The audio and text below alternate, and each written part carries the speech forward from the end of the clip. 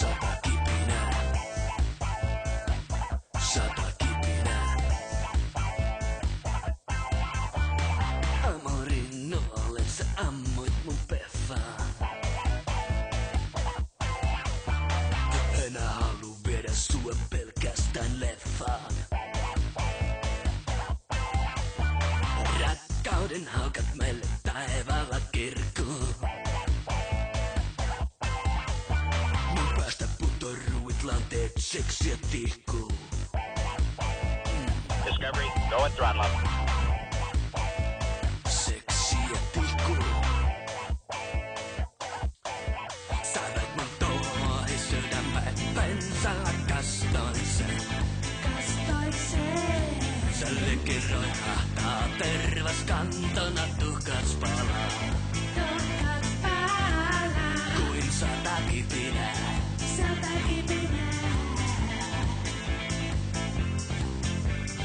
Rälläkää mun rakkauden sulle suihkua.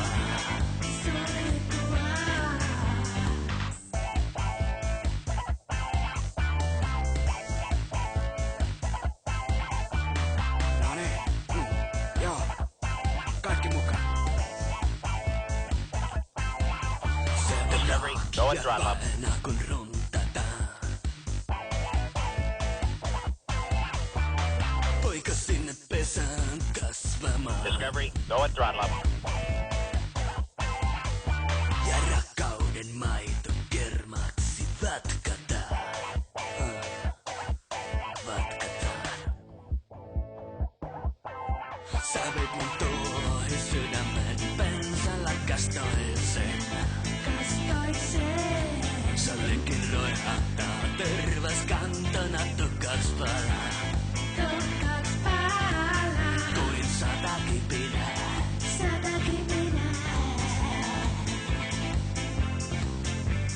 Rälläkää mun rakkauden sulle suihkua. Discovery, go at throttle up.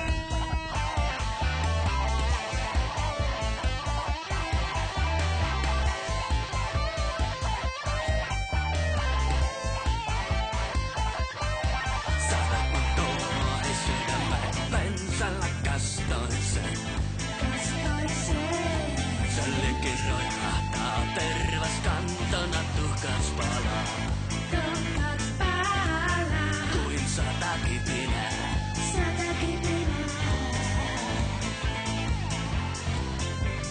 Rälläkää mun rakkauden sulle suihkua. Discovery, go at throttle up.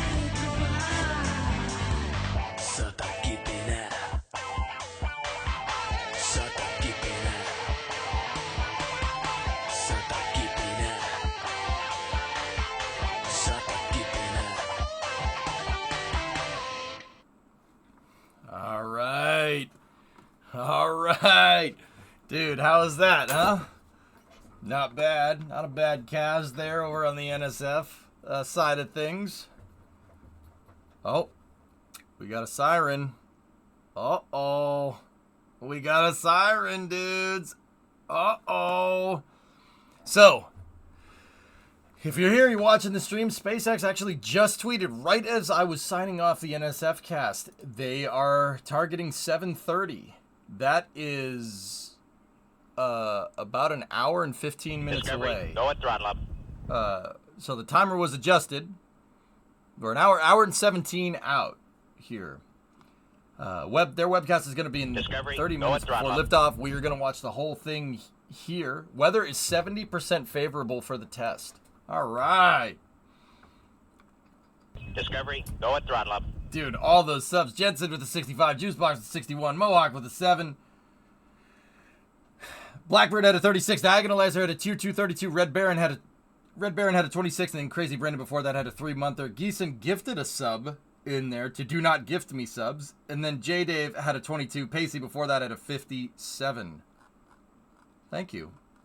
The OV10 is up. Crafty with the 500. Mohawk Scotland with a 7-month resub in there. Have you not slept? No, I didn't sleep. I didn't sleep at all. I told you I was good. Discovery, I was good. go at throttle up. I'm not gonna lie. Brimo and I just sat down there. I made some food and we watched Better Call Saul. That's all I did. Yeah. And then Discovery, go at throttle up. NSF was having some problems getting the Twitch stream kind of teed up, so I had to shut the stream off, but I was helping them troubleshoot stuff. I was working the back end of the stuff during the first 2 segments.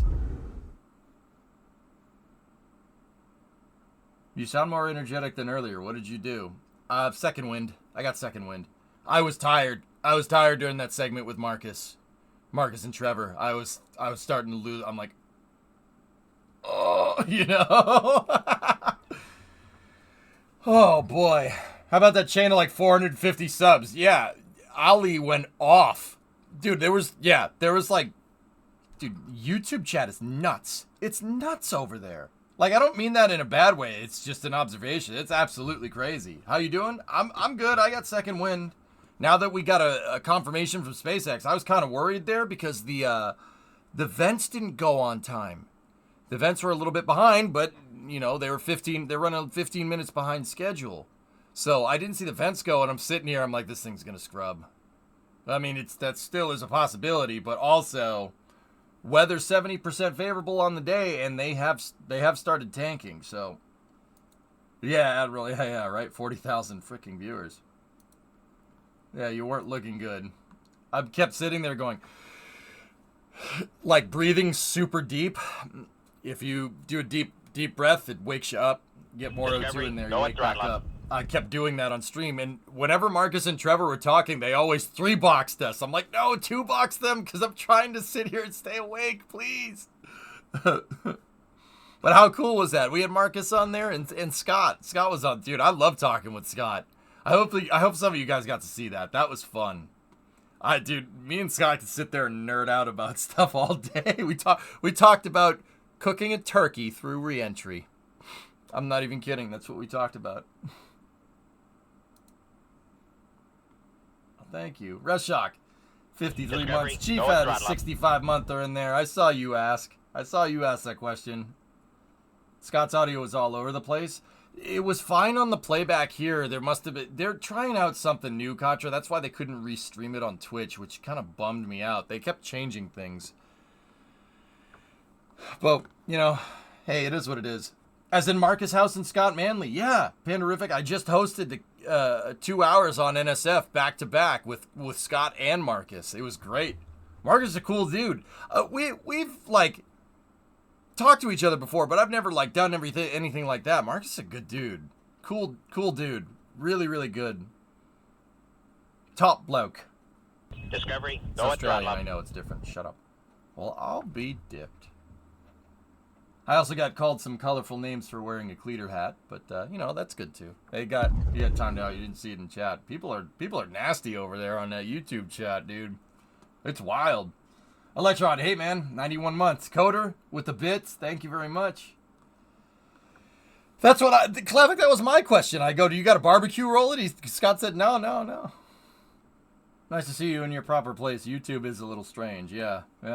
YouTube, dude, they were going wild in there. Scott had that same problem in the past with that strange slight echo reverb. Oh yeah, no, I got called some colorful names. The mods timed them out. But yeah, here. Enough looking at my ugly mug. You don't want to see that. Here, let's see what's good. I'm gonna pop over here. So I believe that Adrian, Alex, and Lon went on in my place. The reason for that is because SpaceX will be that's definitely Alex. Calling you names is my job. Oh, serious? I don't know, man. You might have to step up your game. Please don't. 28, and so that will stimulate what eventually will be a deorbit burn on an actual orbital flight. But for now, this is just going to be sort of like quasi-orbital, almost orbital trajectory. It will not go into proper orbit. It will eventually go down. That graphic. The trajectory will bring it down to the Indian Ocean, regardless of the launch window opens at 7 port and stops at 11. So we got a 4-hour launch window. That re-entry to now is when you need that Red Bull. No. Pre-game it. Go into a safe zone. I got the toothpicks, so more toothpicks. More toothpicks. More toothpicks. that is probably one of the key things. Hey, Bluegill. As What's up, dude? As as we've been mentioning all night. This weather's giving me vibes from a certain Starship SN I won't mention. Cryogenic propellant transfer. They also have the closing. I know what you mean, Nova. The opening and closing of the payload bay door, and also that's from the cryo. Just like the key test of all of these missions, the end result is surviving re-entry. And so surviving re-entry, that re-entry test will be another one important milestone to hit if they actually go through that. Hey Ren, thanks for the bits, dude. That is, in that case, it is There's the one same more as toothpick, bro, please. For flight 1 and 2, that you can see sort of the hazard zones that they have for That's this mission. That's the Notmar. That is the notice to Discovery, matters for go and throttle up. launch. And that is essentially the Blips one that we and use sticks! for all of the asset corridor, and also for, in the case that for whatever reason it goes boom, just like Discovery, in flight 1 go or and flight throttle 2, up. then they have those hazard zones to tell people in the ocean, hey, be careful, right? And then obviously they have the same kind of thing as well for the Indian Ocean as well. One of the interesting thing is that on both the Indian Ocean, at least for the aerial zones, it expands such a huge. Do you remember when that was your bits? Yeah, blips and that chips. It is across several multiple airspace locations, and so for alleviate. You'll see. Mexican. That's across the Gulf. American it's notices a long way. to our missions, and then you from have Boca in the Chica middle to of the ocean, Florida, you have dude, is anywhere from the airspace close to Madagascar to the one that is close to India to the one that is close to West Australia. So you have all of these different permits. It took me a while. I have I'll probably share this link somewhere. I don't know. It's a little bit longer than I'd say like Glasgow to Calais in France. It's quite crazy because that's like there were down the left, right, and entire center, all of these notices, entire British Isles. Maps, but like, they made a huge deal. So like that it's from the very top of Scotland all the way down like through the Channel to Calais. Be performing the Gulf all is big. Safely. It's big. And it's Adrian, you think huge, about the dude. complexity of one of these missions where you have You'll a see vehicle it. that can Don't worry. get around the world in, 90 minutes. So all of the different regulatory agencies you have to work with, believe it or not, the U.S. Regulatory agencies, the FAA in particular, has some degree of authority over the entire mission because this is a rocket launched from the United States, and the U.S. government is responsible for what even commercial entities do across the way. We're going to be seeing, I think, after this, Adrian, a real uptick in it's traveling. Funny, you can tell who got space, a good night's sleep and who didn't. Or humans, and certainly Starship is going to be upping the go anywhere to catch the quantity eclipse quite next month? a bit. I don't know, we'll see. Do you think we're going to have a pretty big regathering of all the international representatives here to talk about what spaceflight is going to look like in the future? Because when all of these rules were put into place, we were not launching at the cadence we're launching now. Clearly, these commercial operators. Whatever happens in T-minus 1 minute, 1 hour and 8 minutes, it's going to be pretty hench. Look at all this again, aren't we? It's going to be pretty hench, dog. Absolutely, and absolutely, and it's a great question. And fun fact: is the WB-57 in the air? That's actually a good question. Calls for more like different regulation and calls for adjustment of budgets of these agencies is the FAA itself. They actually identify the problem, and if you hear their statements, if you hear them talking about this, they identify that there is an increase in launch cadence. There is an increase with that regulatory need because there's always this conflict of course, you don't want to block the development of the sector, but you also want to keep your safety standards. So the solution that, for example, the FAA calls for is increasing funding, making sure regulation is up to date, and these kind of things are, it's totally something that everybody in the regulatory area has to think about with spaceflight. Wait, Canberra? Yeah, WB-57, dude. We are already in it.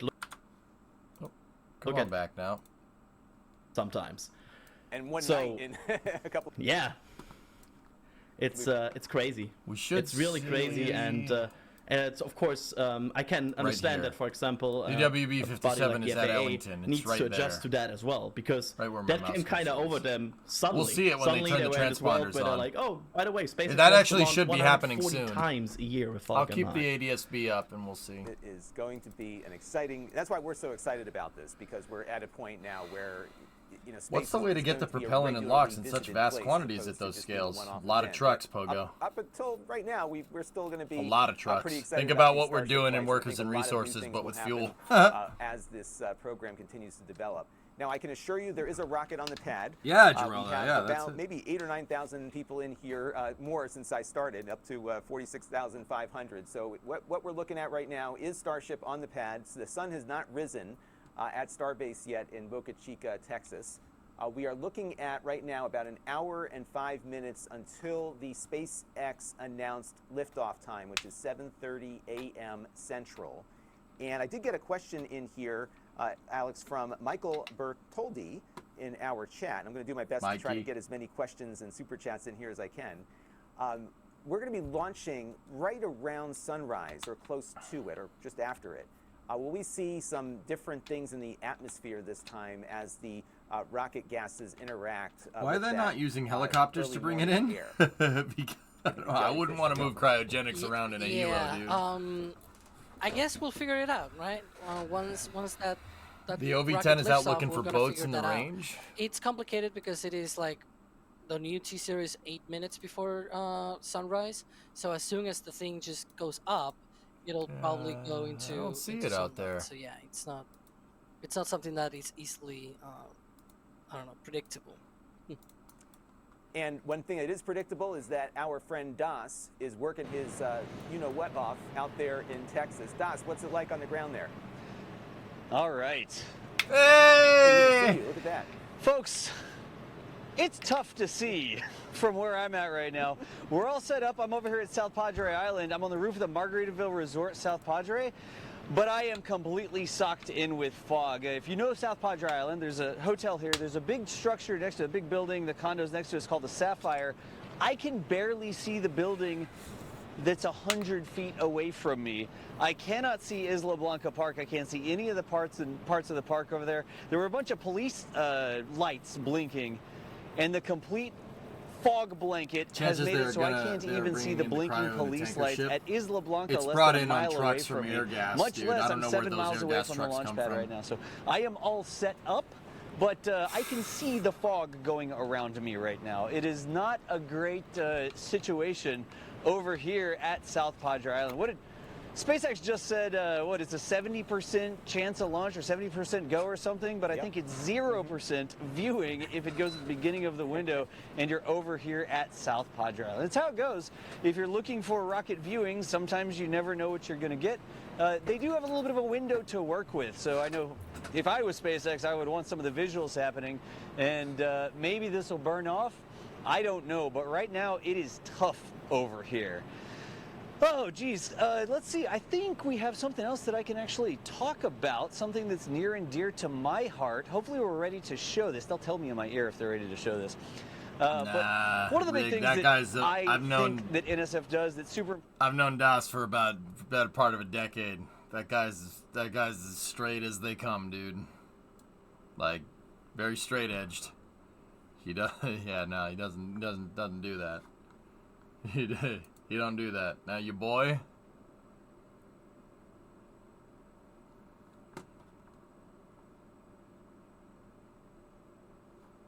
And now we'll go back to DOS. I was building models, and I found a $10 bill once, and I bought my first model. It was an F4 Phantom because everybody has an F4 Phantom. But I found a $10 bill at the base. Build models, right? And part of that growing up was participating in science fairs. I did a lot of work with science fairs all through school. A lot of aerodynamic science fairs about camber and lift and boundary layer removal and all those sorts of things. But I thought that we had a cool opportunity here at Starbase. NSF has all of our camera locations around Starbase, mile south, mile north, mile east, yada, yada, yada. We've got the river lot what's up? where some 41 folks are months. watching from. But I thought that it would be a great idea if we gave students the opportunity to build experiments that we would deploy on one of our properties during a Starship launch. So I hope we're able to show this here. Are we able to show this? I'm going to listen in real quick. Okay, cool. Nah, King, it's not that. I like the bottle. Probably too much, dude. The students from Hebron Tres High comas, School. but then again, I've been actually Up pretty in Texas, pretty straight up in edge for North like the Texas, better around part of Dallas, this year, dude. I haven't built drank much some beer this physics year. experiments with Dr. probably for the Holly, better. their teacher, and a couple different classes, a couple different students put together some things just from scratch, not fancy scientific experiments. Lonnie, you're a that, woman of taste. We spent a bunch of money. We're going to get sense. these decimal precisions. It's home-built stuff, demonstrating different physical Discovery, go and properties. throttle up. And Dr. Holly brought those down from Now, the Dallas area. can't say, and late last night, I guess, we deployed them at I can't our say highway the same site. So there's a couple for different me. experiments in there. There's a barometer that's going to show a change in air pressure with liquid in a tube. Who you? There's two different types of accelerometers. Goes They're you basically right rubber here. bands with pencils on What's them. going on? There's an XY accelerometer that'll Yeah, shake in here's a the best direction part. like this, and there's a Z-axis accelerometer that'll You know what's shake better up than and down one like this. F4 fan? There's an anemometer. Everybody loves an anemometer, I guess. Two. Some cones on a little twirly F4 thing. phantoms. And there's a wind direction thing. But the students built all of these. Where's And your Dr. Holly F104? brought them down, and Bro. we deployed them at the lot. And that Why have camera, one if y'all are seeing the live J79 feed, when you could have the two? camera there is actually going to record that, and we're going to send that to the students so that they can see the results of their experiment that they built. And not only that, it's got the rocket launching behind it. Of course, we pointed the camera and we deployed the experiments over there on our little gravel pad so that when the rocket takes off, assuming we can see the rocket take Lego off, 'cause Saturn that's is that's cooler. our current concern, I think. The students' experiments will be recorded in the foreground, and the rocket will be taking off it's in funny the you background. mention that, I because believe we've that's actually what's got a also couple on that shelf. videos that the students recorded themselves. If we're able to roll those so people can I check mean, it out. Again, I think this is I got that super too. important. It's the sort of thing where we can give these kids a chance to shine for their creativity and taking household Could IRC products. through the There's fog? like Yes. rulers and erasers, and I think some of the stuff is actually built off old physics transparencies, if anybody's old enough to remember transparencies like I am. Whoa, But they made their transparencies. experiments, and we wanted to not only record that for them, but share that with you as well. Are we able to roll some of the student videos that's here okay. real quick? I think they're short, like a couple, I got the Lego like 30 Concorde. seconds or That's your something. only Let's Lego roll some flex. student videos and see what these students had to say about participating in the Starbase Science Fair, for lack of a better term. Hi, my name's Isabel Madabag, and I'm a senior. My name's Owen Price. I'm also a senior. My name's Clay Lamarck. I'm a junior. And my name's Luke Sharp. I'm also a junior. We all go to Hebron High School. We were tasked with creating a seismometer with the use of home materials. Here we have two mechanical devices with one showing the X and Y and one showing the Z. To ensure sound plays a minimal role in this experiment, we've got these devices positioned between 1 and 2 miles away from the launch site. That way we're only reading the seismographic readings and not Discovery, go and throttle up. sound interference. Word. And the only thing that will require power in these devices is the cameras that we're going to be using to record the devices. Hi, I'm Daniela. Yeah, dude, God, did you see the side how the kid on the right did? Yeah. And we both go to Hebron. Skyzies, you got your worm. A barometer with household materials for NASA spaceflight.com to use to measure air pressure during a rocket launch. So how this works is that if the air pressure goes down, then the fluid in the bottle goes up. And when the air pressure goes up, the fluid goes down. In this case, we use mineral oil because it doesn't evaporate as quickly as water. And that's how it works. Anyways, how cool is that? Again, just something we thought that we had the opportunity to not just share the Starbase live views with you, but give some cool students in a high school up in Dallas an opportunity to come up with some experiments that they could build next to the world's most powerful rocket when it launches. Now, I do hope that SpaceX is able to work with this window and we can actually see the rocket in the background of the science experiments. Should be coming up on prop again, load. I am Hey, Ford, what's over up? here at South Padre Island. My situation right now is I can't even see Isla Blanca Park. I've got cameras set up over here. It's the roof of the Margaritaville Resort South Padre. Some of these south-facing rooms, you can actually book these rooms if you watch what's going on, I guess. You follow us and you know when it's time to book the rooms and not when it's time to just, oh, I need to get clicks on my videos, right? But you can book some of these rooms and they face to the south. And if you want to just not hang out on the roof where I am absolutely drenched. Hang on, let me try this real I'm quick. considering an Time RC out. turbine I F4 got as another your next light RC here, project. It's and 1/6 scale with earlier twin when turbines. I tried this, where's the 132 button? inches long. Do You it. could actually see the fog. Do Let's it, see you if this won't. works. Can y'all see the? Oh, great! Autofocus. Rookie Oh mistake. no. Hopefully it. Oh, hey, nice, good job, camera. It doesn't look like you can really see it right now. What are those people in the back? with the fog going past that. You can see that there's water all over my lens. But that is my situation behind the scenes up here on the roof of the Margaritaville Resort. Ghosts. I think we're going to go back to some more commentary with the folks that are not soaked because they are standing in a cloud right now. Are we ready to cut back to the other commentators? No, not at all, dude. I haven't gotten nervous for a launch in a really long time. It's not my rocket, dude. No, it ain't my rocket. I know that sounds ridiculous, and I'm not saying that I don't want it to succeed. I just don't get nervous anymore, man. I've watched thousands of these things. And dude, like, the weird thing is that I don't get nervous, but I'm still just as hype as the first time I watched one. Stuff never gets old for me. DM2 had your nervous? Yeah, Nova, I would say that's probably... Yeah, that one I was a little, you know.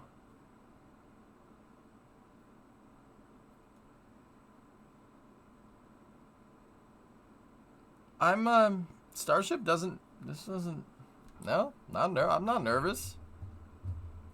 James Webb, hands down. If there was ever one that you were going to be nervous about, Pythos, that's probably it. Yeah.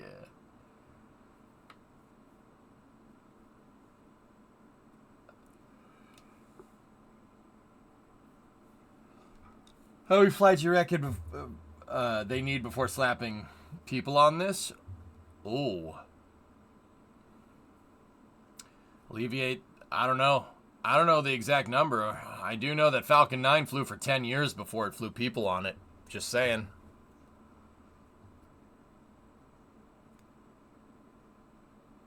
Yeah, a decade. Yeah, it's... you know, as we ramp up, I would say not in this decade for people. It would be pretty crazy if we did get that in this decade. Uline, you definitely get the adrenaline.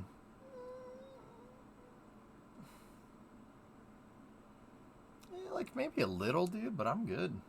I'm good. Loosey-goosey. Maybe an interesting note, but the WB-57 still isn't up. Is this normal this far into the count?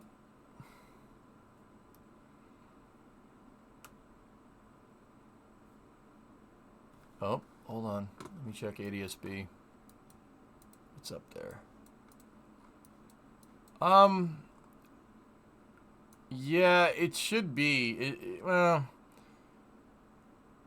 give it another 10 minutes and we'll see what happens. I have the I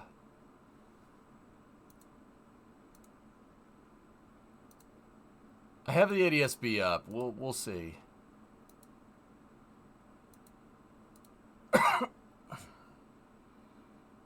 If we even survive by the next decade. Yeah, we'll be here. I'm not worried. This flight statistically has the highest chance over the previous of going 100%, so I'm actually more excited to know that than nervous for a failure. Blue Flare, I think she's gonna go. After what I saw from Flight 2. So what will Starship be used for until the first manned space flight? Will they just continue to test it? Starlink. Tech. It'll be used to launch and deploy Starlinks. Fully reusable system. That's how SpaceX is going to iterate it. That's how they're going to get the flight data before they put people on it. Tori is doing it again. Do you think Starship will do a moonshot before HLS? Yeah, they have to. They have an uncrewed HLS demo that's supposed to happen before the landing.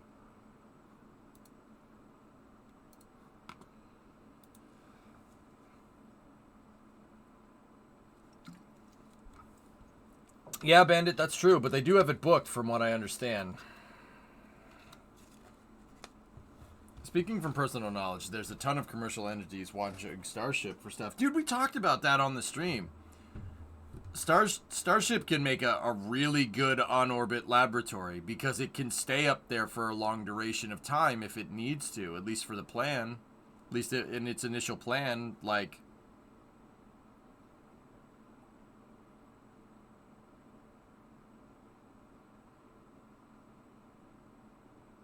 NASA has a second lander that they're fielding, Pythos, called Sustainable Lunar Development, SLD program for short. Blue's making the lander. It's actually a pretty tight piece of architecture. It's a smaller lander, but it's working with a cislunar refueling tug, which is pretty rad. What Workshop Nation, rise up? Yeah, reusable Skylabs, man. That's what I was talking about during the stream. 80 minutes left. Assuming, as Alex pointed out, we have a bit more of a move to the right, we still are probably in the 60-70 minute range.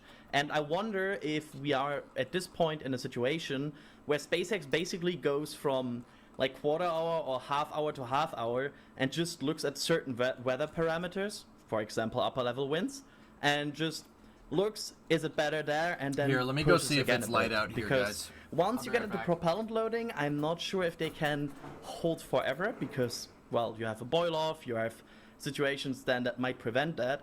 So I wonder if they're like really looking here step by step. Oh, every 15-30 minutes, just looking, hey, has it improved?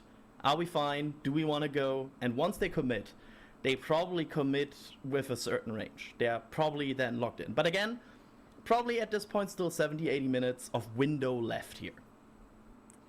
And so right now we are still counting down to the announced 7:30 a.m. zero time, but we think, based on what we're seeing visually, that this may have slipped a little bit. And why is it so dark? Because it's Texas and the sun is why is it only 110 minutes? And you know, why not just the it's whole light day? out here. Yeah, I mean, to be fair, orbital windows often depend on what kind of...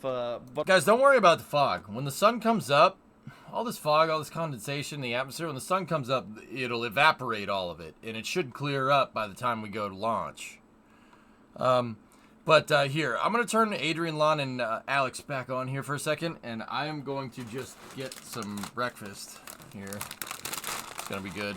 I'll be back momentarily. Yeah, but also other parameters. There are SpaceX parameters is now at such as the trajectory what time you're going local for is right the now. launch? Is there any orbital debris in there? 7:56. Is there anything in there that demands extra caution? I'll be right back, 1 second, there are okay? certain parameters that influence, is this orbit safe right now? Which also is, for example, another reason why we have the situation that today is a 110-minute window, but this window changes over the days. If we go to later days, it actually becomes shorter on some days. So yeah, it's it really depends on a lot of factors, but closing all day, 12 hours, I'm not sure if that would be really, like the NOTAM and everything goes basically all across the Gulf of Mexico. People would be a bit annoyed.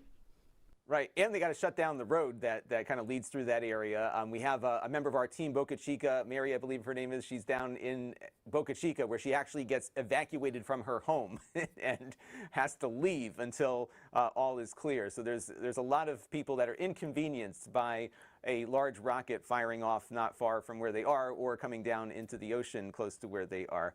Hey, I want to take a minute here just to thank some folks. We've got so many supporters coming in here.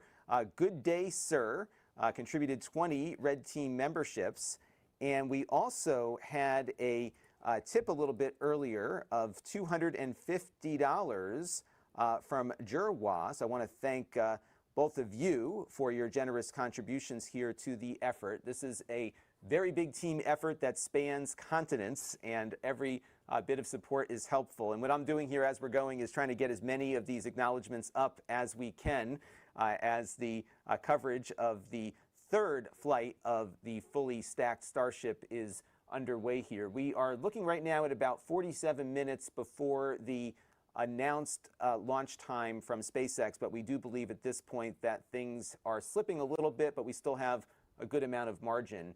And the good news is, from where I'm sitting, is we can see a little bit more, so maybe the fog is getting a little better closer to the pad than it is currently where DAS is located. Alex, are we hearing anything else about launch time, or what are you observing that has you excited or concerned, or both? Well, right now we don't have any official notice, any official comment. It is starting to look more and more clear, though, that we are definitely not into that propellant load because of that ship. Based on the wet dress rehearsal at this time in the count, it will have already been frosty. because we will already be somewhere in the vicinity of like 5-6 minutes into that propellant load, and that's when we sort of see that liquid oxygen tank on the ship to become frosty. Now, it may surprise us. Maybe they're doing some kind of weird way of getting into that propellant load sequence that we haven't observed before. That is rare, though. Usually, they like to remain consistent because that way Giggle they Dog, are how able the heck to did get you things pick up done on that? much better. And there you can see sort of where Yes, each and of it's those the tanks are choice located. of a new So the generation. tank that I Good was for mentioning you. before here is the liquid oxygen tank, that blue colored tank there up the top on the ship. Here, And obviously take 2 of these. that is the one that we are new closely print, looking, little, because on flight yellow, 1 and flight 2 different. was the booster that was loaded first, but for flight 3 and potentially That's awesome. now with You all just of made this my new day, launchpad dude. hardware, the timeline is essentially the I'll be ship right back. I'm starts gonna first finish and these. then the booster.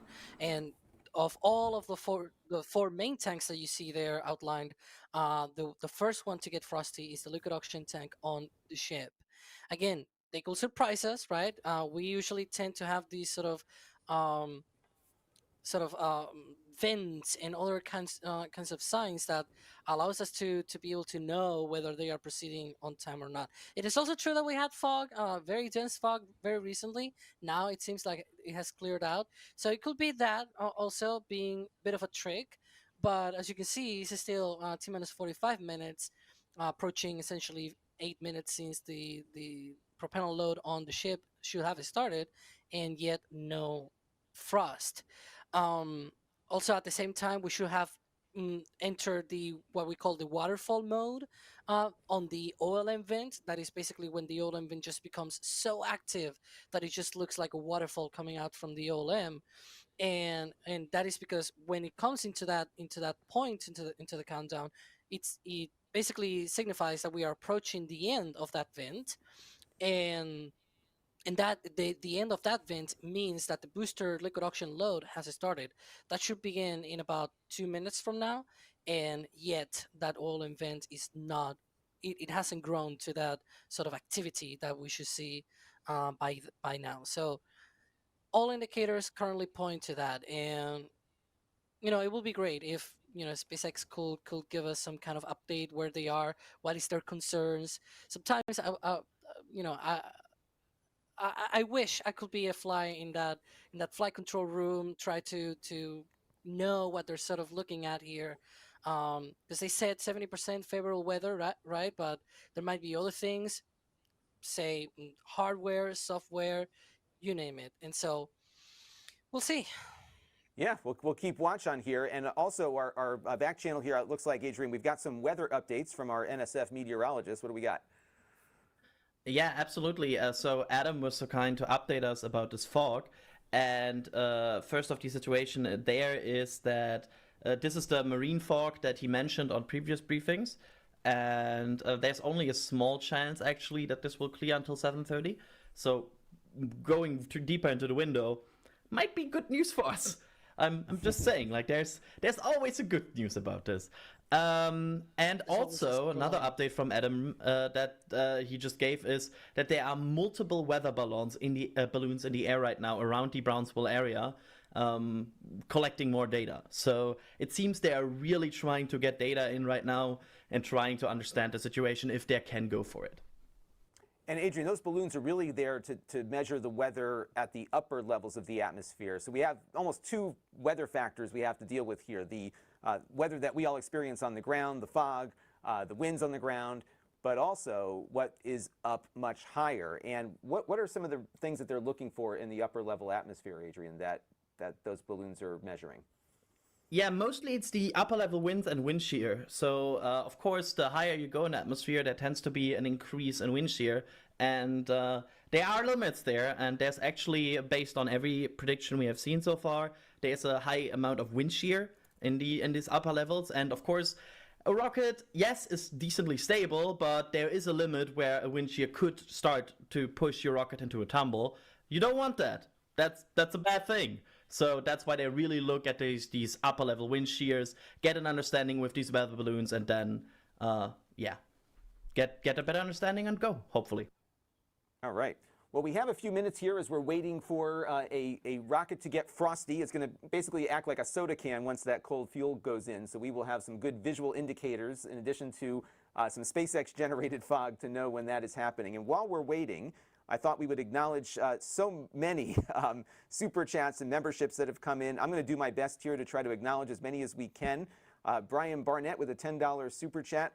Thanks for your great work. I cannot imagine how many hours you will all have into this. I can tell you that most of this team has not slept probably in the last 24 to 48 hours trying to get everything put together here. So we greatly appreciate your support. Aerospace Rocketry builds and flies scale rockets with a 1/48th scale Starship. So sometimes it's fun to test the smaller versions of things there, and there you go. So thank you very much for your support there.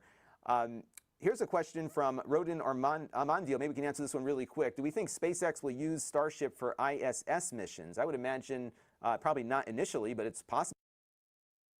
I think it might just come a bit too late for that. My feeling is the ISS is obviously slowly but surely approaching the end of its life. It's not like there yet, but it's getting there. And Starship needs a bit of time to ramp up. And also, Starship needs even more time for NASA to consider it safe to even get close to the ISS, because it's a giant vehicle, basically, as like very comparable to the ISS. So I do not think right now the ISS seems well supplied, especially with of course Dragon. So I do not see the need for the ISS. However, future space stations, sure, why not? Why not? And maybe, you know, you could have a bunch of Starships be a space station after you clear the fuel out of the tanks too. So there's a lot of potential there. They're pretty big. So hey, sky's the limit, literally, as they say there. So we've got another $10 super chat here from Ramesh, who's wondering why they're not going to land the Starship booster like Falcon 9. Well, this mission, I think they're just trying to get everything into orbit where it needs to be, and the landing part will come later. But the good news about the fact that they're not landing the booster today means that we are going to have much more coverage in the future to be able to look at those landings and watch them occur in real time. And I'm sure they'll be very exciting to tune into. And on this mission, if all is successful, what we will have hopefully on Flight 3 is not a rapid unscheduled disassembly, or RUD, that is the SpaceX official term for explosion, but rather a scheduled deconstruction of the rocket as it comes back down. Both components, they are going to try to do a little bit to get some data on the landing for the future. Jay Heath here with the 1999 super chat. Thank you for all you do, and thank you for your support as well. We did have another super chat here about that ISS question, so thanks for that. And we also have a bunch of, actually let me get this one other one here. True North thanking us for our exceptional work with a $105.90 US super chat. Thanks for your exceptional work and contributing to the public's enthusiasm for spaceflight. And also a nice tip for Marcus, who did a great job in the last hour giving us an overview of what is going on there. And again, I will put up as many of these as we can as we move forward. But I did want to talk about shop.nasaspaceflight.com. But before we do, we have an update. Things are coming in fast and furious here. 8:02 a.m. Central Time is the new T0. And we have adjusted our clock accordingly. So Alex, before we get to the store, what are we looking at for fueling? What time would we expect to see that rocket getting frosty now? Well, with a new T0, that will mean essentially that we are approaching that propellant load sequence. I'm mostly sure that, so thankfully we have that sort of reasoning. Seems like a few boats in the keep out zone in the Gulf of Mexico, so that's good news, because that's something that they can solve. If it were the weather, then that's something that you kind of have to cross your fingers, right, and hope for the best. Yep. So right now, I'm assuming that maybe this is I wouldn't take it as the hard confirmation that they have pulled go for propellant load. I will actually wish for SpaceX to actually confirm, with all of the literal senses and words that they are go for propellant load. But this will be around the same time in that timeline that they will do such a thing. And you can see there, that's quite the view. This is from the hotel, right? From NASA's point of view. Yes. So and that's encouraging, by the way, because just a few minutes ago, Doss couldn't see anything. He was even mentioning he couldn't see those police cars out there. So that is a good sign that the fog might be starting to clear out a little bit, which will even help things better. So that's there a lot you of go. traffic. Yeah, it's always, it's every single launch so far we have seen.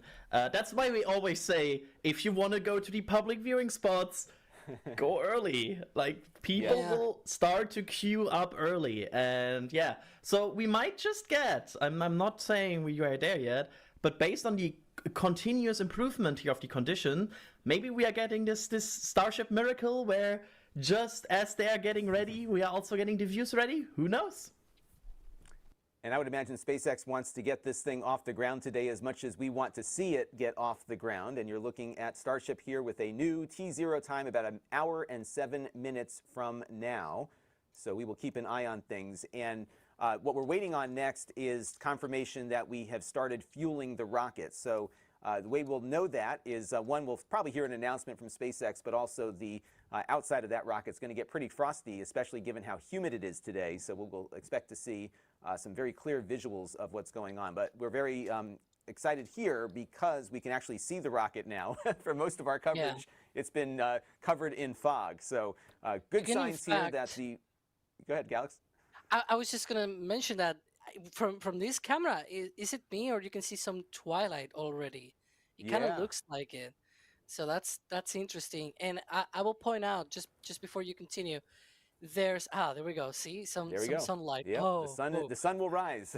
It's gonna look glorious because we are essentially this is the same time as the time of Flight 2. Flight 2 was 7:02 a.m. Central, but that was Central Standard Time.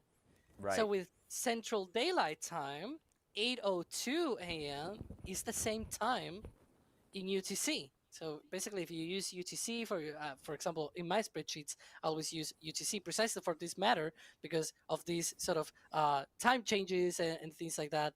So it is essentially the same time of the day as Flight 2. So hopefully, at least for the booster on the way up, it goes everything just as it happened for Flight 2, because that was a gorgeous time of day to fly. Oh, it was unbelievable. It was amazing. And I think we're getting close to that hour too. And yeah, with US time here is a bit confusing because we change that hour every 6 months or so, and it makes everything all screwed up, including my children's schedule here. But while we are waiting, we have 1 hour and 5 minutes to go here until the newly announced T0 time.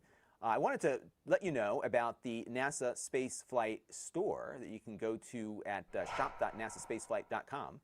And if you are a space enthusiast or know someone, this is a great place to go. We've got our mission patches up here.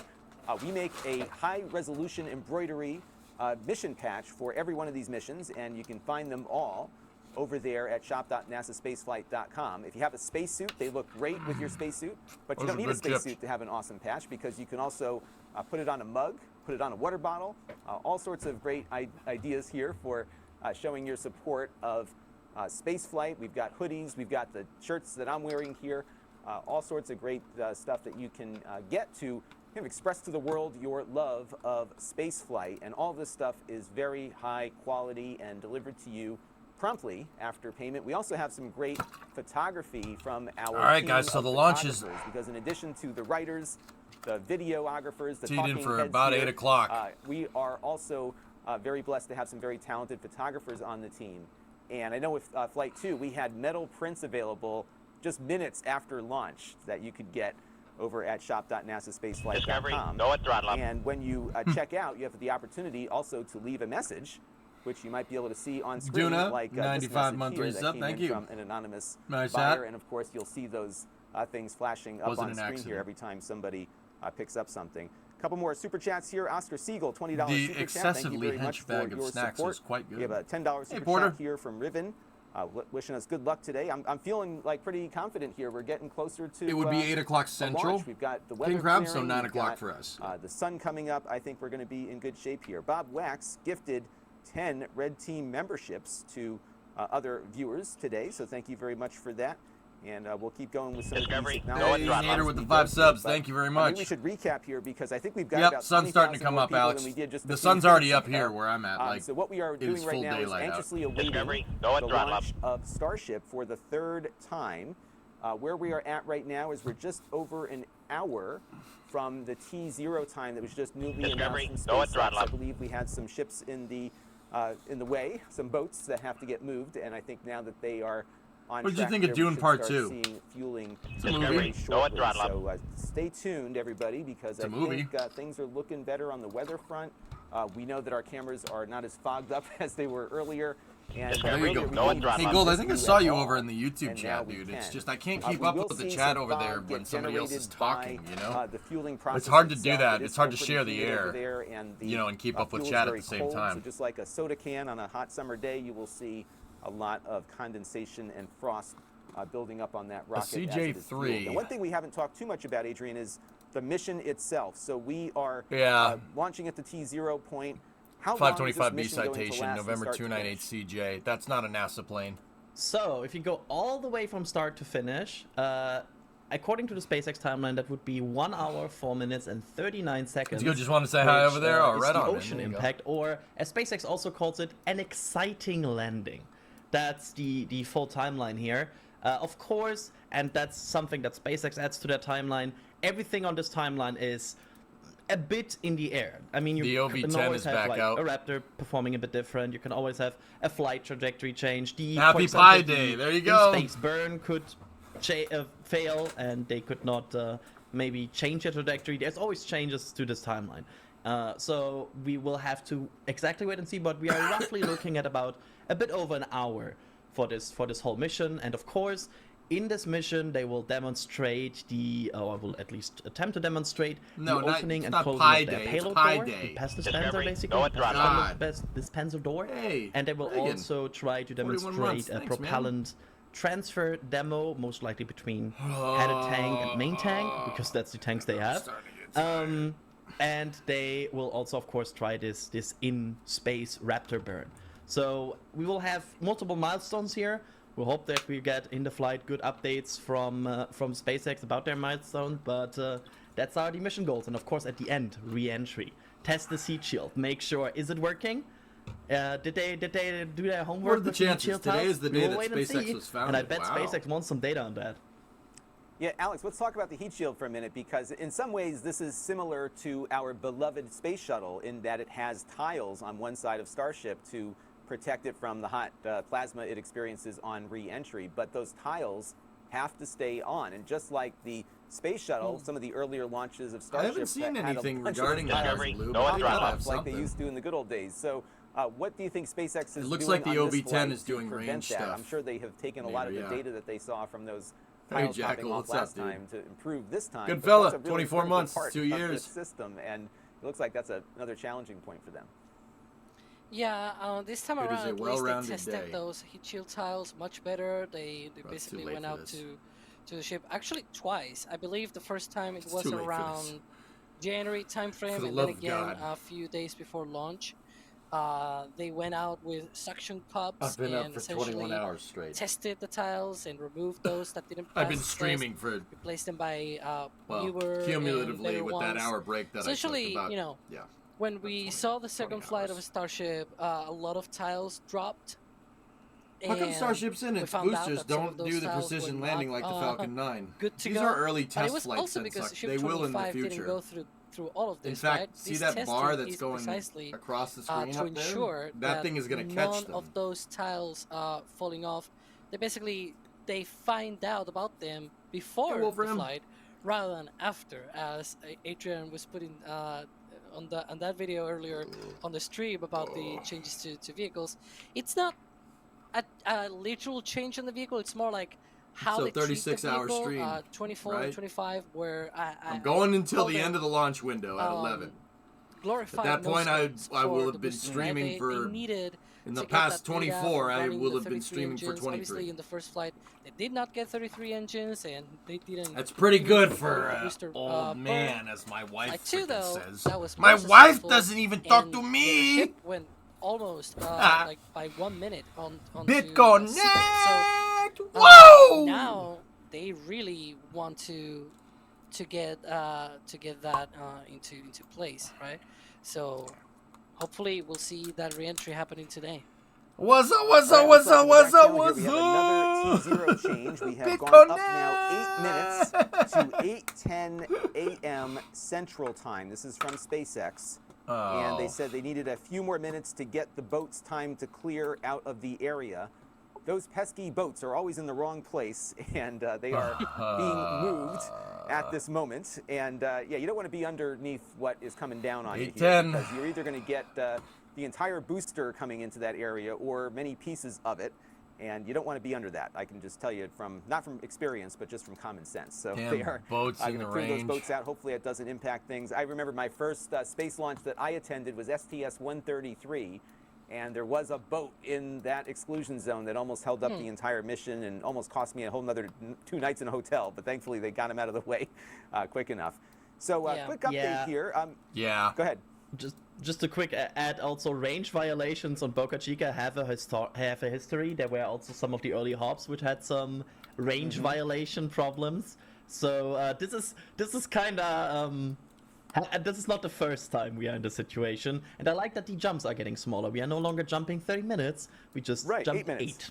Exactly. Yeah, it's easy. Right here. It's easy. Anything that's a big arrow are the boats that are in the range. What I think is most intriguing about spaceflight is just the amount of curiosity from the public that it brings in. And of course, this area was not much of a, had some tourist activity, but not to the extent that it has now. So if you can get out on the water, it's probably the best place to see it, provided you're not violating the safety rules here. And to that end, for many folks watching, we often get comments about, hey, what's it like to see this in person? And I have seen now, I think, 7 rocket launches in person. The largest rocket I saw being launched was the Artemis mission that happened about a year or so ago. And what's amazing is just how big these rockets are. And you don't realize it watching on screen here, just the scale of what you're looking at here. So here's some imagery here to kind of give you an example of how big this rocket is. It is 120 meters high. It is taller than the SLS rocket that I saw. It is taller than the Space Shuttle, obviously, taller than Falcon 9, taller than Electron. This is essentially a large building with rocket engines on it that goes up. And, excuse me, I'm coughing here. But when I went to see the Artemis 1 mission, we were 3 miles away at the NASA press site from it, and you may as well be right next to it, because it's that big that you can see so much detail even from that distance. Das is 7 miles away right now on the roof of the hotel.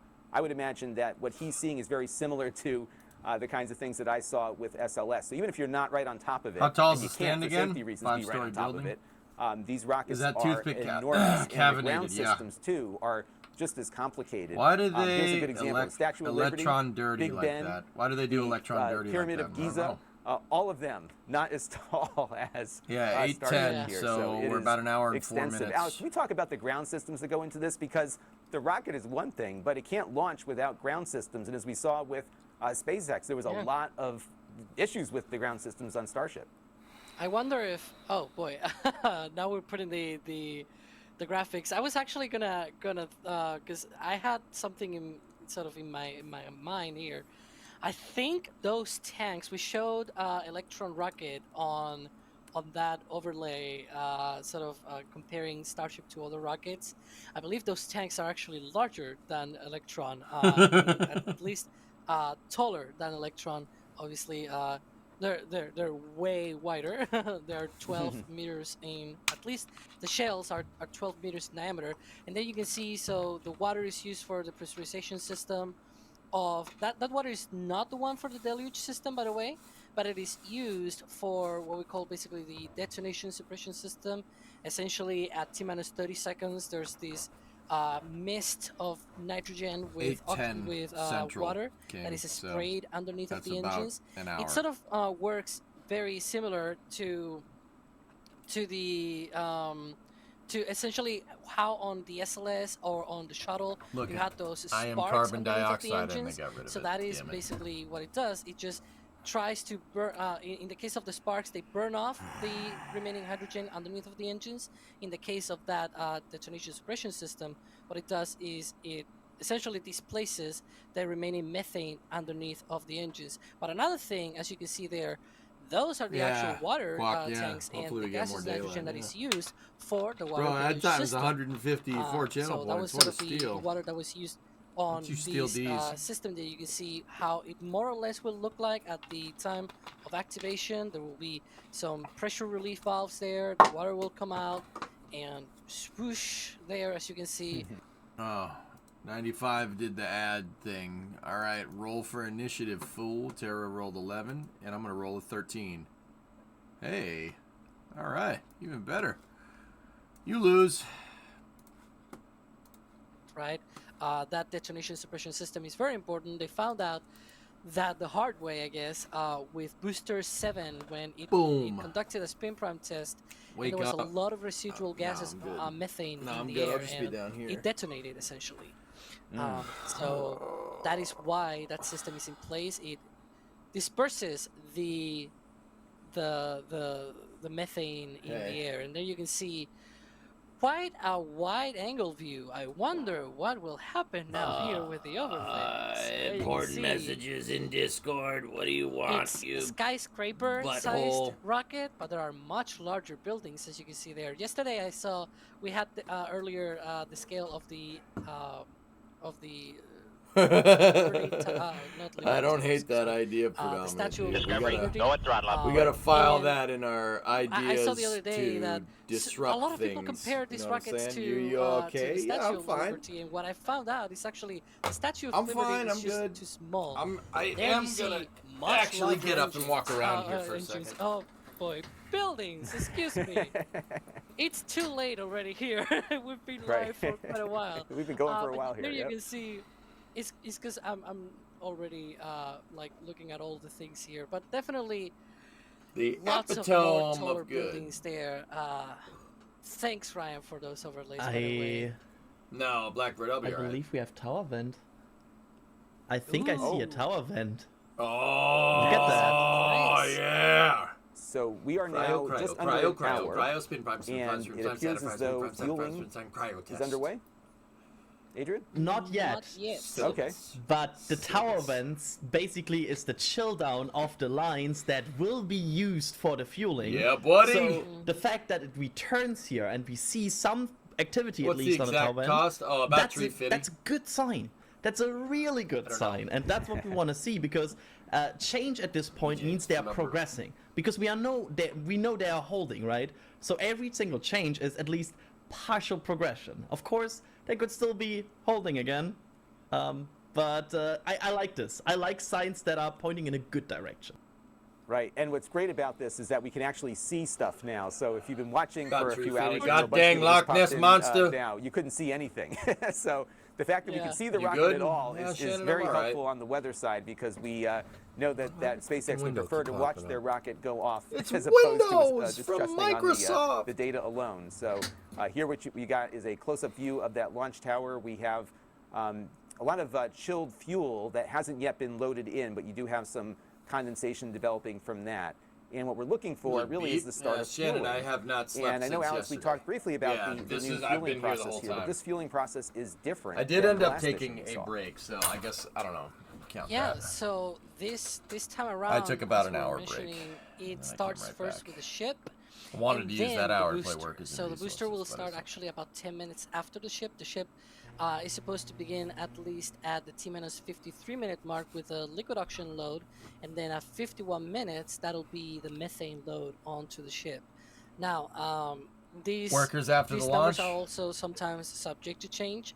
Again, the latest reported T0 was 8:10 a.m. Central, so we are basically coming down to that time. I want now to. We're on the top left. The mind is willing, but the body is weak. We're coming to. And the important thing to remember is that frost will not appear instantaneously, so that'll be a bit after the kick the door in, the rest should fall like a house of cards. You have the bottom of the tank; it needs to be loaded.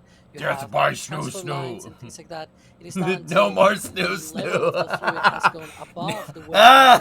The mind is weak, the body is weak. What does he say after that? It's weak. the walls of the tank. Flaccid. So we're surely going to see that frost within about 5 minutes from the start of propellant load on the ship. So that is actually the first. Well, we the do first have tank of Falcon all 9 four after this. Not that sure we're if you're gonna going to be able to cover it. frost. When You see there when on the hell screen, is that? the OLM vent is still It's at continuing. 7. I That might should be back grow in time as for we that. It progress into depends, that dude. propellant It load, depends. We'll see. and We'll see become where it what we goes. call the waterfall mode vent. The Right? mind This is just, willing, but the body is outpours spongy such a and huge weak. amount of gaseous Thank oxygen. you. This gaseous oxygen, they're essentially flowing. Now, the Starship here, chat, she looks like a steakhouse, but she handles like a bistro. Flow of that oxygen, then they are able to essentially harm all of the hardware there, all of those I knew the lines killbots and had a things like kill that. limit, so I just kept Towards the end sending of that waves of OLM men. vent, it Just becomes kept that sending waterfall waves of mode. men, It still knowing hasn't that they gone into would. that mode, but that is to be expected. Star We're Walker, still what's not up? in that sort of window that we would expect that from happening. Kick the So door in, the rest should still, fall like a you know, house of decently, cards. Checkmate. good progress, I should say. And we are keeping an eye on things. Right now, we're looking at just under an hour from to the next or the latest T0 announcement from SpaceX. So we went Bring from back having Zap the T0 Brannigan, moved in master of the 30-minute universe increments and up. everything Now in we're, between. looking at 8 minutes there. Also, this year's winner of Dupe's Modesty Award. I'll tell you what, chat, I can do a pretty damn good Zap Brannigan impression. But it's not as good as the Zoidberg. You call that an ink defense? Ah! The time that we are You're right welcome. now, so we're for now we're targeting 8:10 Oh, a.m. yeah, Central. Ramsey? That was the, Nice. the last update from Look at SpaceX. me, So they still have Dr. 40 minutes Zoidberg. remaining on that Home window. And there you can see, honor. even though it's cloudy, the sun is going out.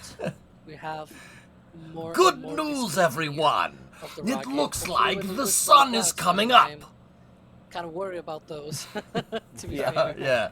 No, don't worry, And Max. Adrian, why should we be worried about cloud cover? I won't. Beyond the fact that we can't I'm see too much the of rocket a through. stubborn.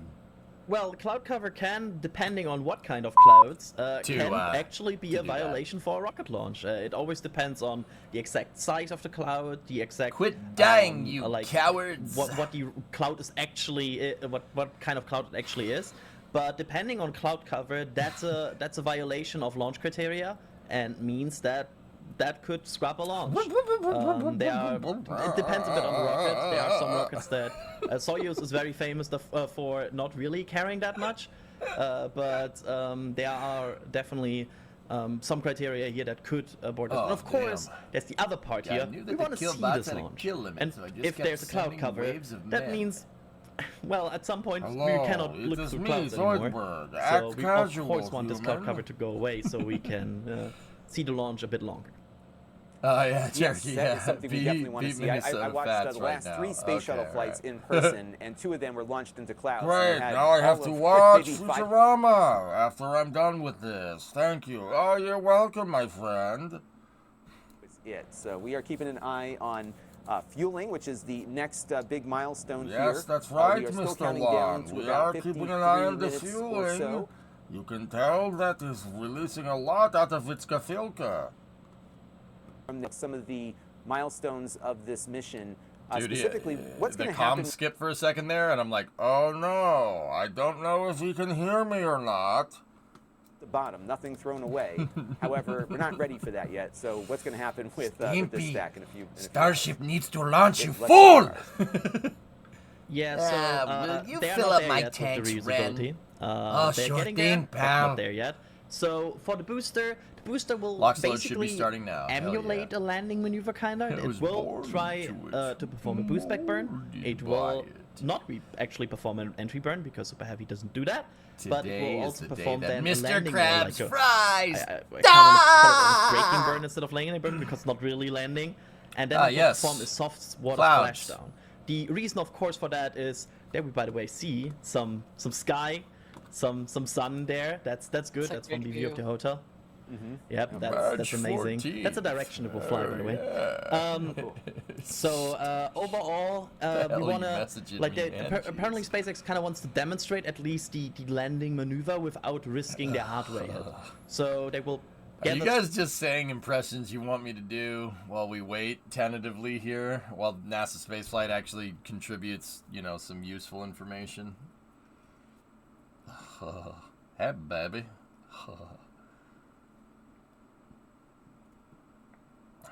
I see you have methane. I have methane too. We're keeping you awake and engaged. Stimpy, you fat, bloated idiot. Yep, exactly. And you know, we were talking on the Countdown to Launch show yesterday, Alex, about the fact that they had part of the license. They got the stream to you. Basically designing and engineering that destructive process. I saw Paul once, Serge. What would happen and how the fuel might even ignite from that impact. You want to talk more about that? These boys killed my dog. Yeah, so they had that study. It's actually not a new thing for them to do this sort of testing or study. They'll stream it on X, because they did the same for Flight 1. Yeah, that's what they're gonna do. They're gonna stream it on X. Remember that I am the cream, and just like that, the cream rises to the top. Nobody does it better. Oh yeah, oh yeah, oh yeah.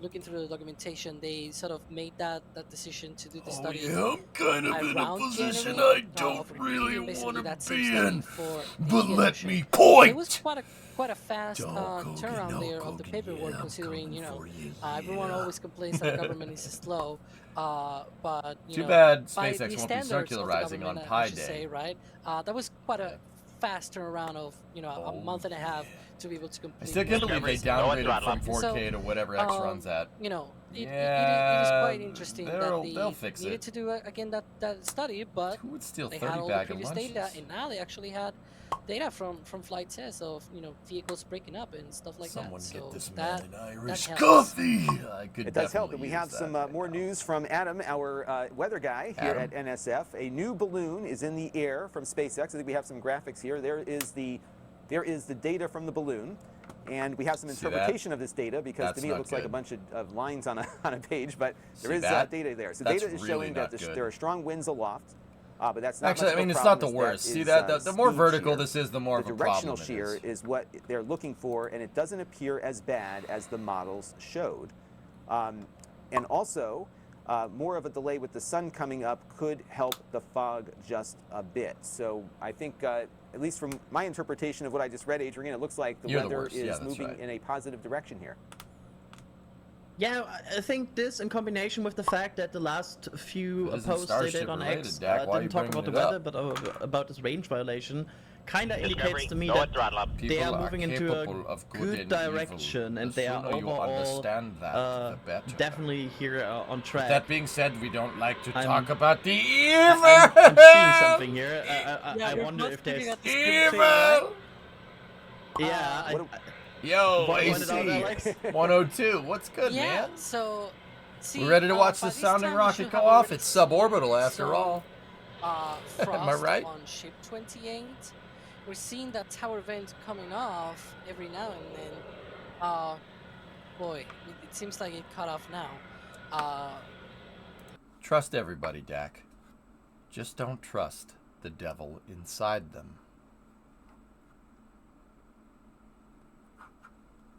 It's true. I hope it blows up. Well, why? They're loading propellant onto the ship. I hope you blow up. That tower vent needs to come back. Man, essentially. That's what we Kind of sort of come in seen here, the put past. that You see evil. close Don't up. you put that evil on That us, should Rick. have already been frosted, Don't you put that evil on us. But it isn't. So it obviously means that we are. What do you in think of some Arca? sort of delay. They exist. They're probably still clearing those boats, I guess. Just out kidding. of the- I was like, Rick. Go at throttle up.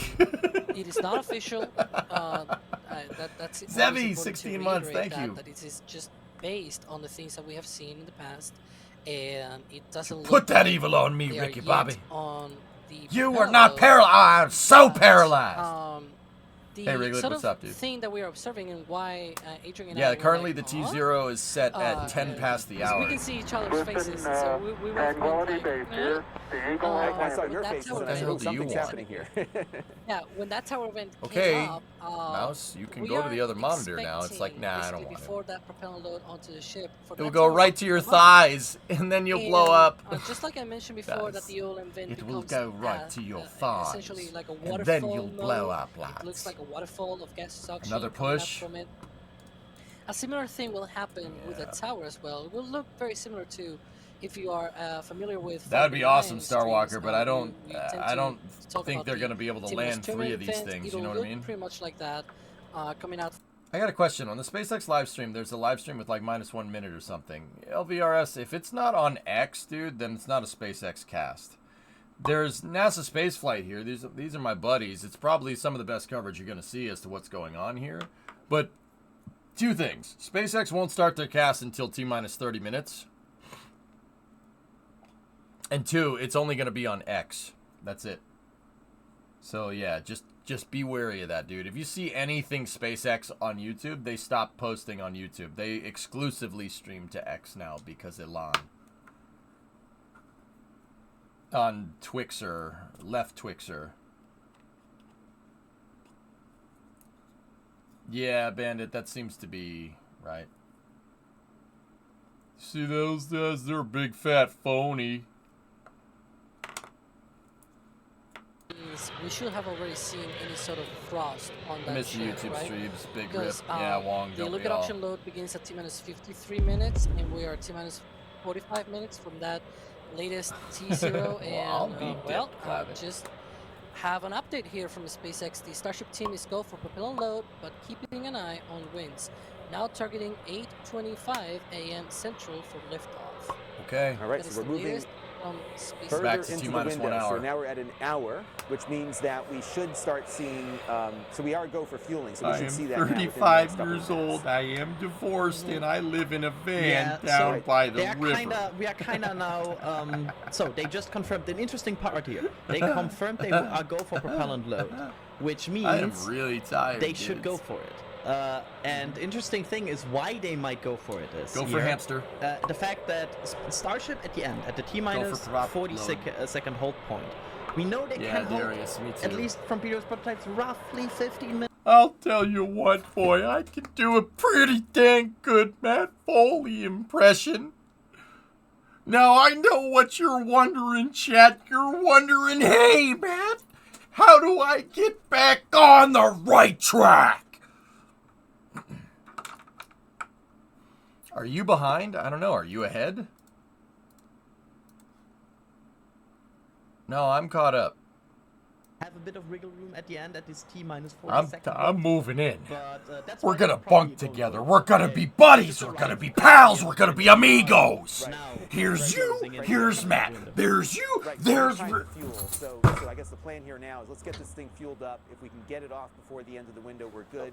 There's about I think about 30 minutes of margin. Sorry about that. Time if we're looking at T0 at 8:25 right now. Alex. Yeah, so Yes. it will be until. That was a good shock to the 5:30, system. I so think they we're have good. Another 25 minutes in the window to be able to try, if they need it. Obviously now We're up to 6 inches of snow so far. Ooh, Clavy, that sucks. Whoopsie daisy. About 5.5 minutes from now, we'll see that. That's an eerily accurate rise, portrayal. Chris Farley is one of my appear on personal that propulsion heroes at second Kaika. shift. And I don't know if you could tell I'll by watching your boy up here do an impression of one of his all-time favorite characters. It is in that waterfall mode that I was mentioning before. You're gonna find yourself eating a steady diet of government cheese and living in a van down by the river. Essentially I'm just like a sorry. little vent. I'm sorry, guys. I haven't It's slept in visible, like a it's little just while. little vent I don't know if you can next tell. to the tower, but now you can see there a much more powerful vent coming off from that. You only tower. like him At the because same his time, brother the is the vent will CEO also of grow in Ford. size It's his in just a cousin, few short and minutes. So no. we should hopefully see that propeller load You're not using that book for essentially, writing what we stories, but what you're we have using been that something, book for for rolling hours doobies. of us looking at these vents and going this doesn't look right. I was actually talking in the back channels about this, right?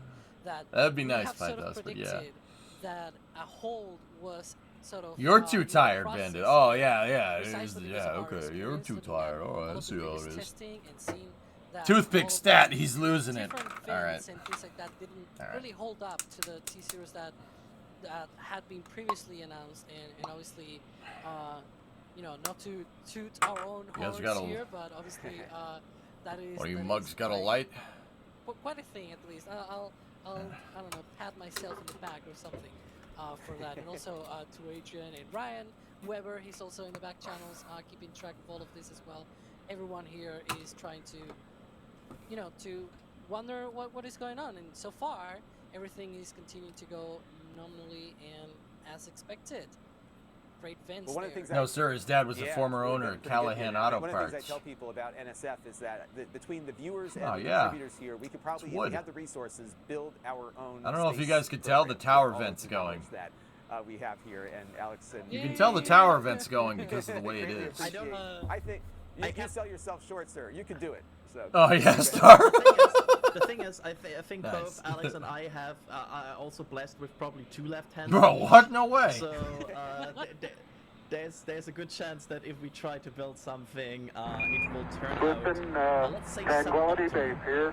I'm dying from the Chris Farley impression. Chat Thank you. Oh, and you're help welcome, us with man. the You're welcome. mechanical part, and I'll supervise. How's that sound? Is that supposed to be a thing, tower vent? Yeah, they're moving propellants up into the quick disconnect. Discovery, go at throttle up. They should be starting Starship fueling here in the next. We well, believe we are about 55 minutes or so. Excuse me. 5 away from minutes? launch 10 of minutes? Starship Flight 3. And what we're waiting on now is the Hey, fueling PCT, process what's to up, begin, man? which it looks as 68 though month it is resub. very close to beginning They're with cooling all down the lines that are space going up the fog that is tower generating and around the into launch pad Starship. here. That's So, what we that hope is. to see here is fueling to begin very shortly. We'll be able to see that. Oh, it's as the 53 rocket minutes gets for frosty, ships. much like That's a right. I cold thought it soda was can. 40. And at the I don't end of remember that what number it countdown, was. Of course, Starship will lift off on Yeah, a mission JW, that we got will test to see if we can get it into a partial orbit and have it return to Earth, where it will do a mega flop. That would have been controlled awesome, one, goalie. into the Indian Ocean, where Would have it been will awesome. be They're making expected movies to in heaven, though, so explode it's on good. purpose. It's good. So that is kind of the mission profile here. They're going to be demonstrating the opening. Why is it of venting so Starship's much? cargo door. All right, nerd time. So there's pipes that go up the tower. The pipes that go up the tower go into the quick disconnect. The quick disconnect is the umbilical piece that connects into Starship. It's the fueling apparatus. So there's a vent, the tower vent. That's what this is. What's going on here is they're currently moving propellants up the lines. But instead of the propellants going all the way into Starship, they're just venting out the side. Now, why? Why are they venting out the side? Well, a couple of things here. The line needs to be cold. The propellants that are moving, liquid methane and liquid oxygen, are extremely cold. And in order for them to flow correctly through the plumbing on the pad and then have them flow correctly into Starship, the pipes and everything need to be cold. So you basically have to run a vent here, and you have to purge out the system to get the pipes to the right temperature to be able to fast fill Starship, to be able to fill it up as quickly as they do. When that tower vent stops, that's a good indication that they've started slow flowing fuel into Starship itself, which should be happening in the next 35 seconds. We'll see what happens. And this is down at the bottom. That's the OLM vent. That's doing the same thing. When that thing closes, you should start to see frost accumulate here.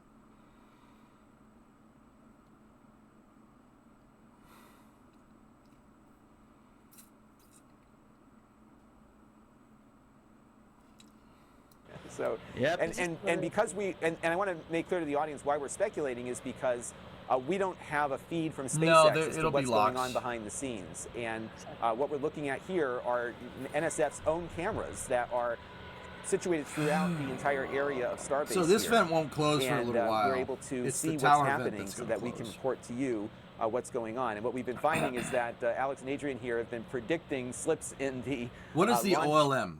Sure, a little bit of terminology for the people that don't know. Caesar, the OLM is the orbital launch mount. It's the launch pad, basically. So you got the launch pad, the tower, right? The tower has two big things on it. It has the quick disconnect, which is what we were talking about. And then there's the chopsticks. The chopsticks are those catching arms and stacking arms that SpaceX uses to stack Starship. You have Starship, which is the second stage of this rocket, which is this big freaking thing right there. And then pushing it upwards, you have Super Heavy. Super Heavy is attached to the orbital launch mount, and Starship is stacked on top of Super Heavy. The tower is there to be able to actually build the stack, put the booster on the OLM, and then pick up Starship and put it on top of Super Heavy. That's what the chopstick arms are there for. And then the quick disconnect, like I said, is for fueling Starship. OLM is down here. Is the planned event propellant near Seco, or is there a dummy payload this time? I think they're going to prop vent again, human, but I'm not sure.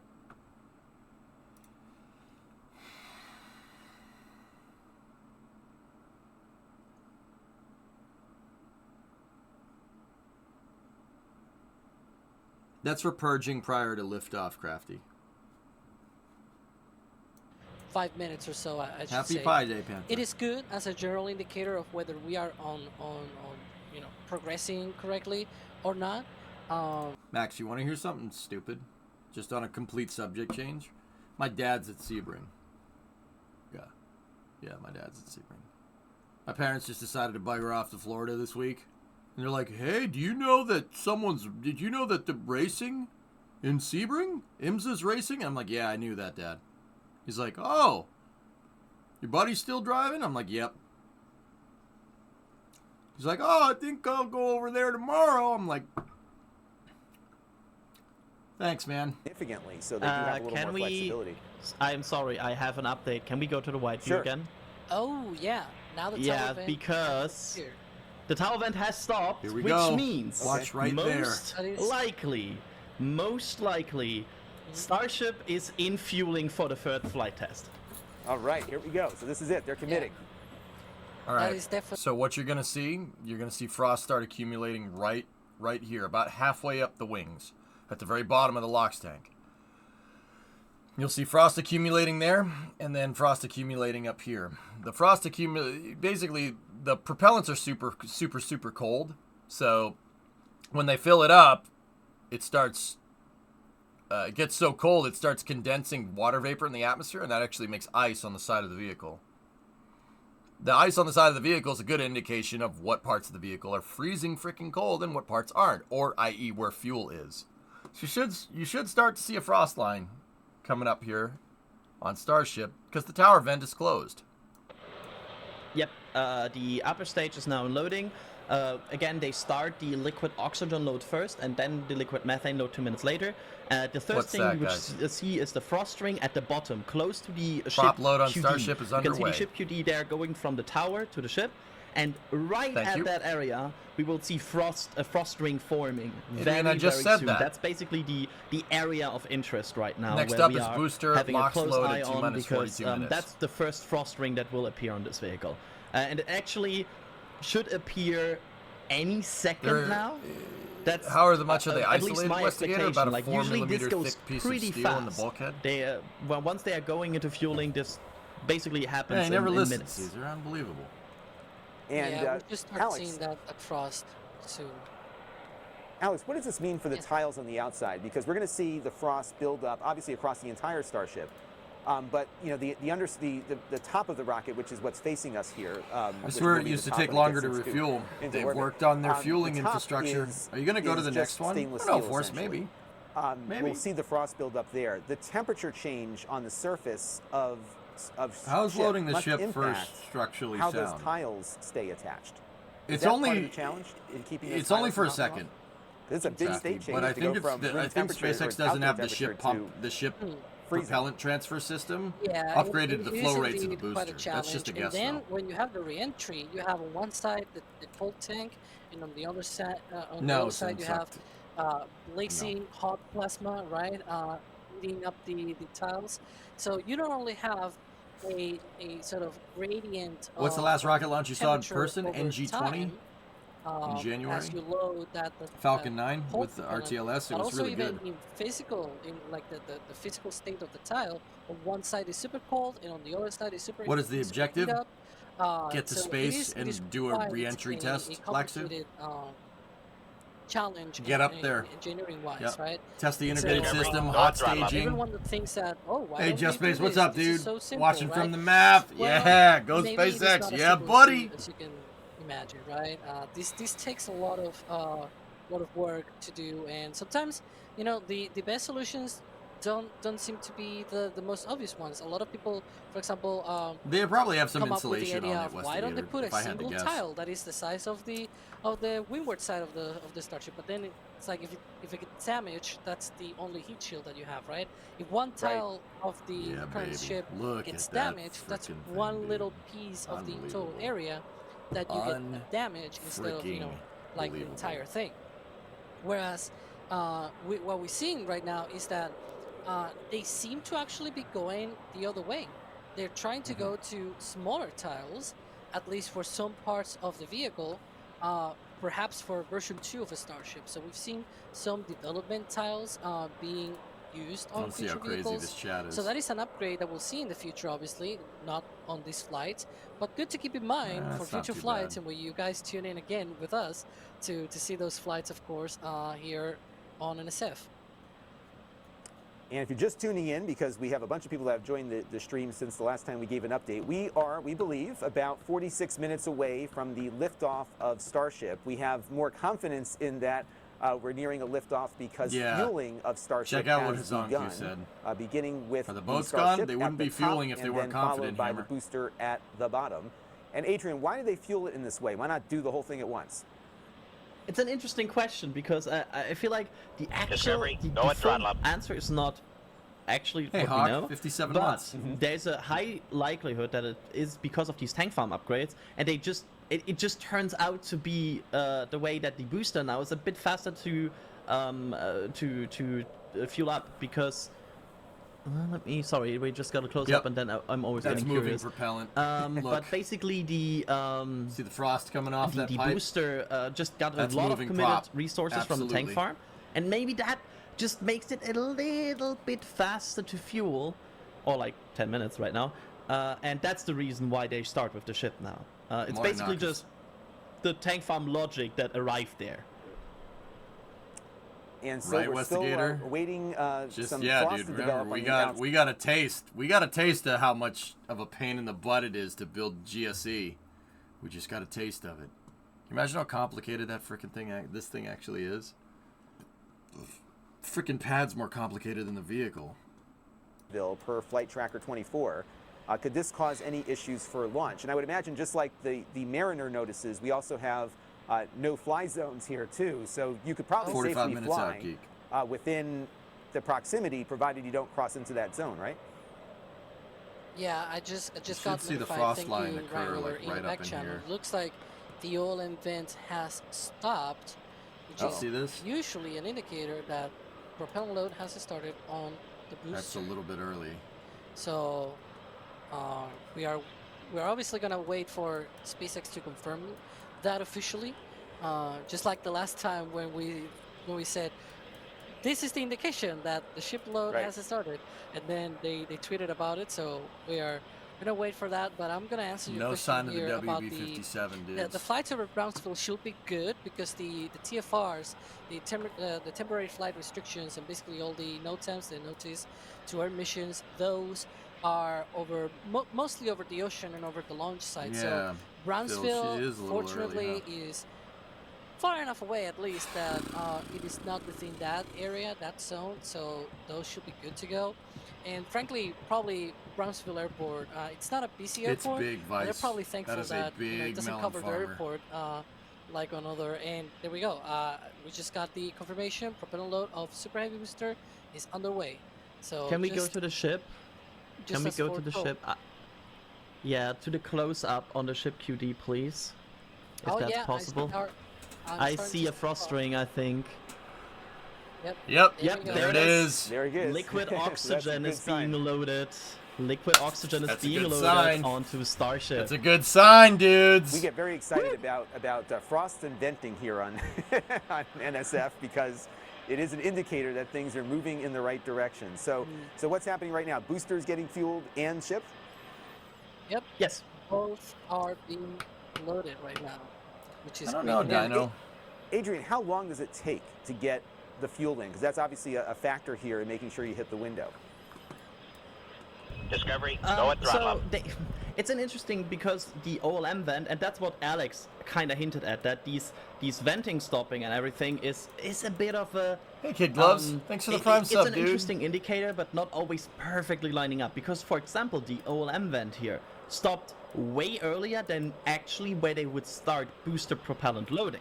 Because it stopped around 43, 44 this minutes, frost line but should actually start they going don't up start really until fast 42. once they get into fast fill. So, like, look, you can actually if this see time that at thing the going top up. is still correct, and I believe it is, they are now Super heavy LOX progressing load still is to this, underway. What actually changes? estimated to 0, and it Thousands, takes according to 53 minutes Elon for the ship from basically propellant loaded to T0, and they will start the boost at 42 minutes. So this is where we are right now. So both stages are now being you loaded. could actually see the fuel being filled they're up. not certain they can get off. Sorry, go ahead. That's cool. Yeah, Here, I was gonna. here, I'll show you. highlight Let what me you said, rewind it, Adrian, and that you'll it see looks the, like they may the have frost line tweaked going a down. bit Ready? here, Basically this. That's at like 40 now, and goes pretty much just. See what I'm talking about? we are right now. So 0, and it takes. Yeah, let me just go back and forth. See the frost line? Isn't that cool? Things like that. See how quick that's moving? That was 30 seconds, guys. This is what we was talking about on the NSF cast. The flow rate is ridiculous. That is an insane amount of liquid oxygen being moved through that pipe right now. Put on their website. Yeah, and the booster is faster than that. That's try to go something that's great. Tweak those things as just as you know, in the fly, not really because it's on the ground, but you know what I mean. All right, and we are looking at Starship Flight 3 in Think of the fueling plants mode right now. So we are about 40 minutes from screw the what plants. SpaceX says is the T0 launch time.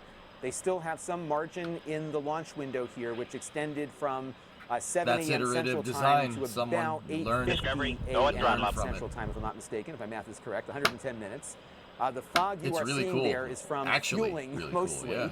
It was a very foggy morning. That fog has dissipated. How much added weight would all that ice on the side be? Most of it comes off right at ignition buster, so not much. As it gets fueled, a negligible we've got super amount. chilled fuels going in. We've got humid air. So just like a soda can, you're going to see Give me that sub back from ice 2Cow. building up And mustache and with the 66. condensation Thank all you. around. It's going to look pretty cool. There's a nice cloud on the ground that we saw from some drone shots on Ship 2 that we watched not too long ago. So that is what's happening. We Alex are, is probably doing it, feeling Truman, pretty to be confident honest that with you. SpaceX is going to try to push to launch here because they are fueling the rocket. It does take some time. Dude, you could extrapolate.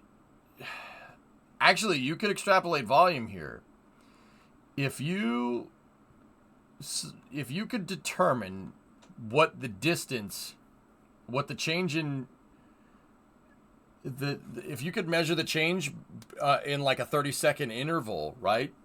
Like say it went up like 30 centimeters in 30 seconds, right? You could extrapolate volume from that using, well, because it's pi day, using pi r squared. Pi r squared times the distance that it moved, right? That'll get you your volume. And you could figure out how long it takes to fill that volume, and you could extrapolate flow rate from that. That's easy. That would be an easy thing to figure out.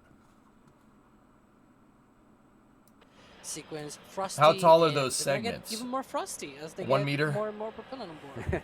3.3 feet. And this is something, by the way, that SpaceX has a lot of experience with now. Although they've only launched this flow rate. Guys, give me a freaking break, man. I haven't done a long stream like this in a little while, okay?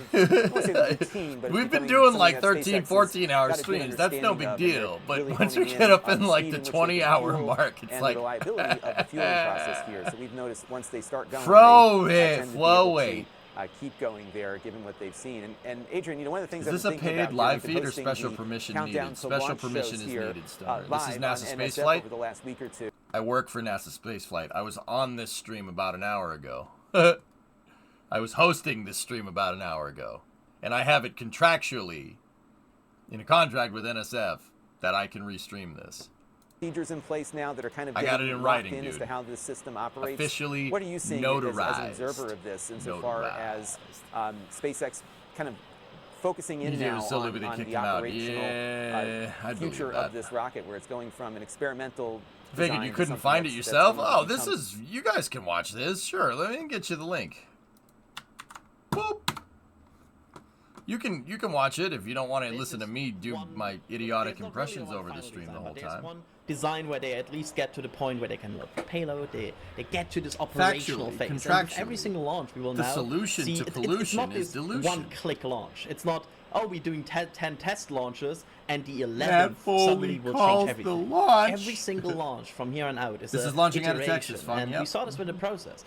We actually talked about this earlier today, Alex. I remember that at some point they just said, oh yeah, we were targeting the 14th, and then that just kind of sticked. It they just said yeah, we are going for. Is this live or you're watching a replay? And this is live. As soon as they said that, as soon as they got that, we had this really methodical approach. Hey, Cyclone, 86 months. What's that? And yeah, it seems they're getting there. They're understanding this vehicle. Of course, we are still talking about the biggest rocket of all time. And there's uncertainties with this. This is still a huge endeavor to fuel this vehicle. We are talking about 5,000 tons of propeller. It's getting this ready is still a huge challenge, and biggest rocket of all time. Could still things be wrong. So regular stream later. Something could go wrong during fueling. We always talk about valves. Valves are a thing. It only needs one valve stuck and frozen, and suddenly you have a problem. So this is an enormous achievement that they get this down to this methodical approach, and really happy to observe this. Come on, because, push through. It's fantastic. And Alex, about a week or two ago, we had the vice president of development from ULA, which is a competing commercial launch provider, talking about their new Vulcan rocket. And one of the things I had asked him was, that launch of their first rocket looked so normal, right? It looked like it was on brand for ULA. Somebody clipped the best smile of EJ ever. So no Friday stream then? The first launch just kind of went just like all their other ones did. And he talked about all the testing that they did prior to launch, all the simulations that they run. SpaceX, Alex, is a very different process, right? Yeah, they try to get what there will be a stream tomorrow. Industry, the minimum viable product, right? Where IFT-3-a-thon. What do you mean IFT-3-a-thon? We're already there. I've been streaming since yesterday. What are you talking about? Right? In this case, the something is get some data back, right? It is a really complex vehicle. Trying to develop these in a more traditional manner, where you spend long when will then be now to be able to analyze everything, that will take a huge amount of fresh pots. I'm out of water in the garage. I'd have to go all the way down to the house. On, doing some analysis. How soon? It's not like they didn't 34 do minutes and analysis, 10 seconds. But why do they have cowbell vents? Those analyses by taking real life 1 data. minute till the broadcast starts. Oh yeah, baby. I'm gonna switch off of the NSF cast here. We'll switch over to SpaceX's.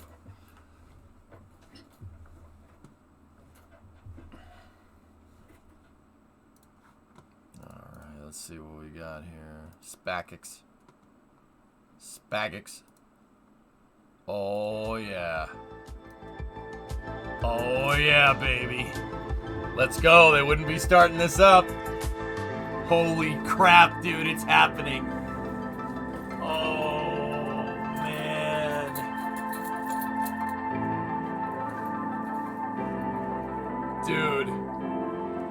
Dude, let's go. Let's freaking go, man. I'm ready, dude. I am ready.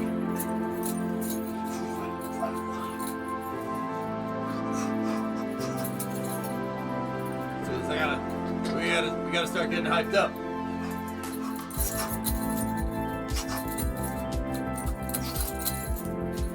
Let's go. Oh, here we go. Here we go! Dude.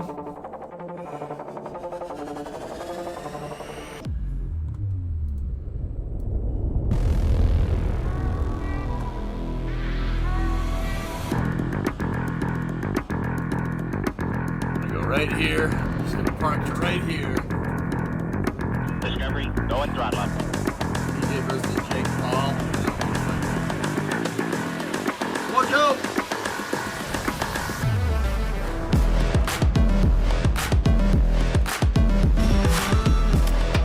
Oh, I'm standing up. I'm standing up, dude.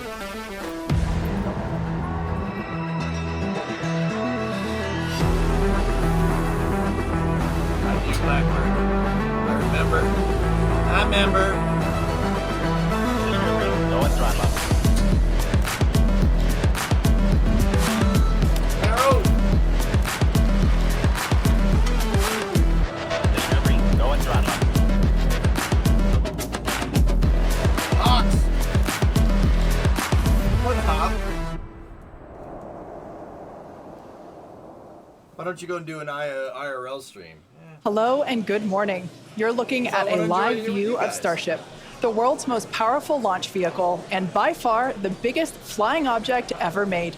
We're currently at T plus 31 minutes and 24 seconds awaiting our third flight test of Starship from Starbase, Texas, or what we here at SpaceX like to call the Gateway to Mars. Thanks for tuning in. We're excited to be joining you from SpaceX headquarters in Hawthorne, California. Now it's just been 100... You can tell the crowd is already excited behind us. Now, it's only been 117 days since our last Starship test. And for those of you following along, you'll know there's nothing more exciting, as you can hear, than to watch a developmental flight test.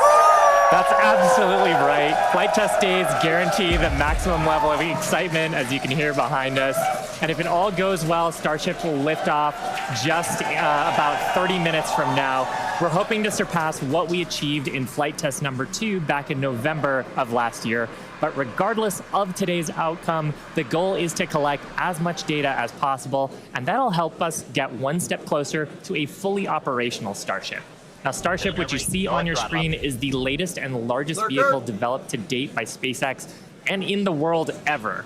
Compared to Saturn V, the rocket that first took astronauts to the moon, Starship has more than twice the thrust, and with some upgrades that are planned for the future, it'll have 3 times the thrust. Starship will allow us to fly the heaviest payloads ever flown, land humans on the moon again after more than a half-century, and ultimately fly humans further into space than ever before, even to Mars. But the most important thing about Starship is that it's designed to be a fully, rapidly reusable, reliable rocket, or what we like to call the 4 Rs, and we'll talk more about those later in the webcast.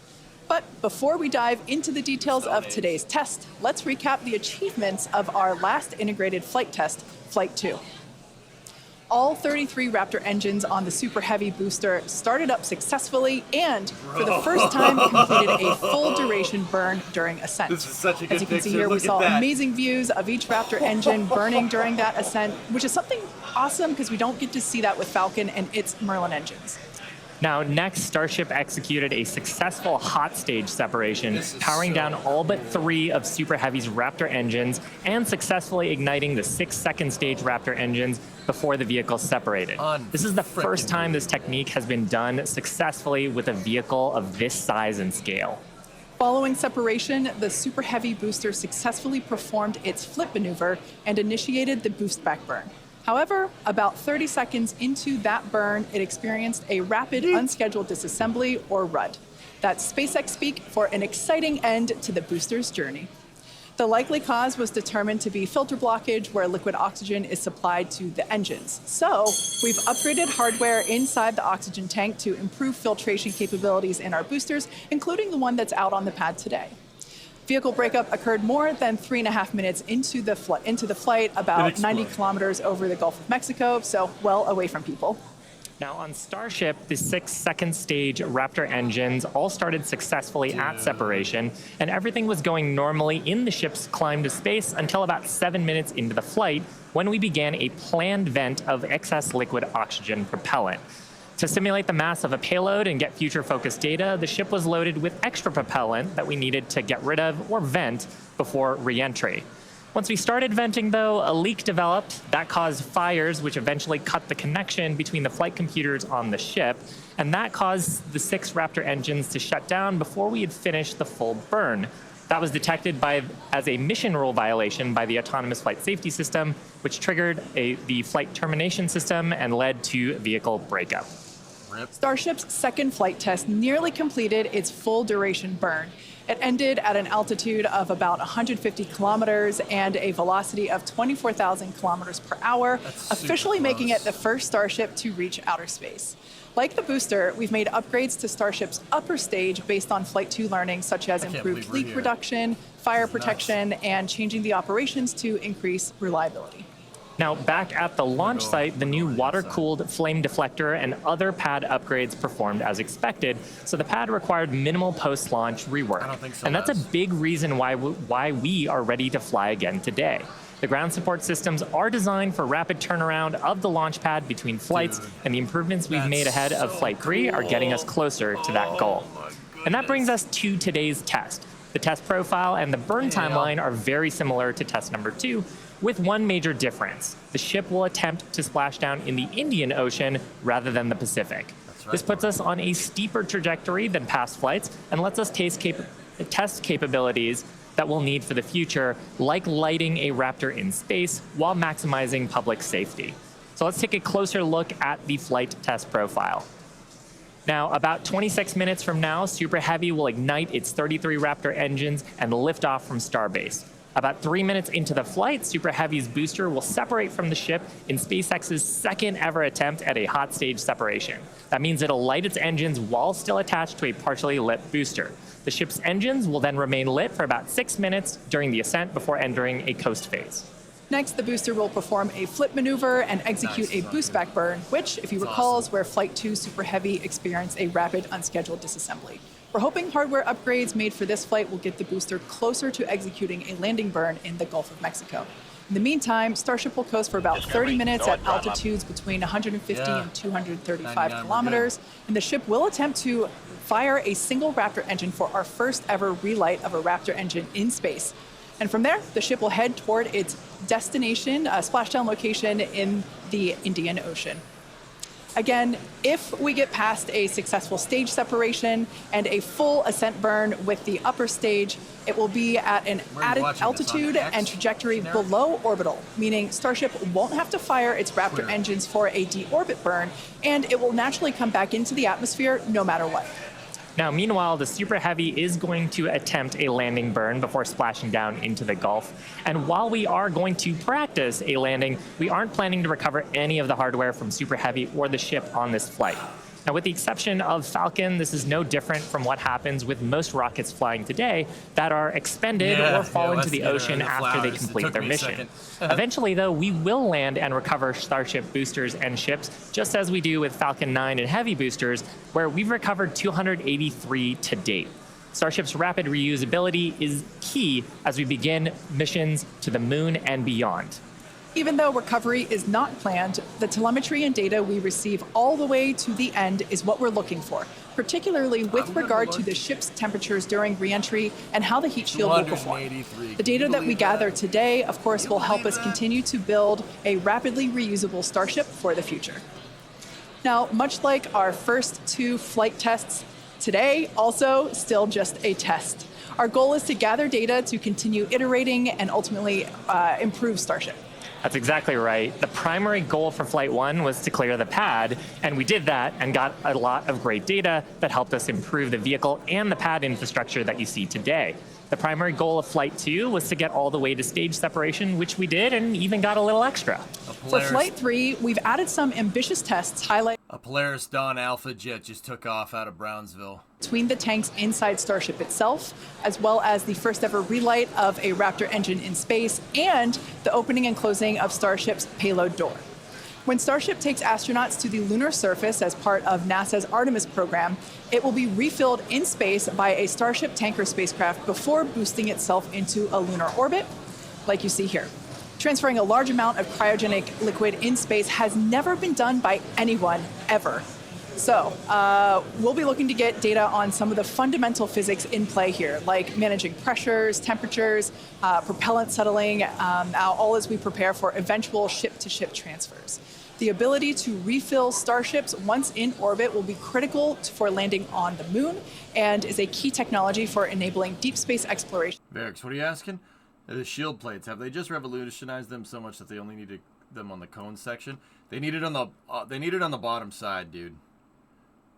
Yeah, the stainless is actually good enough of a TPS on what's called the leeward side of Starship. So, okay, Starship has, you know, we're talking like vehicle orientation here. You have your windward side, which is the bottom part with all the tiles, and then you have your leeward side over here. Stainless on that side is good enough to absorb that. Actually, as it flies through the Earth's atmosphere at hypersonic speeds, or more than 5 times the speed of sound.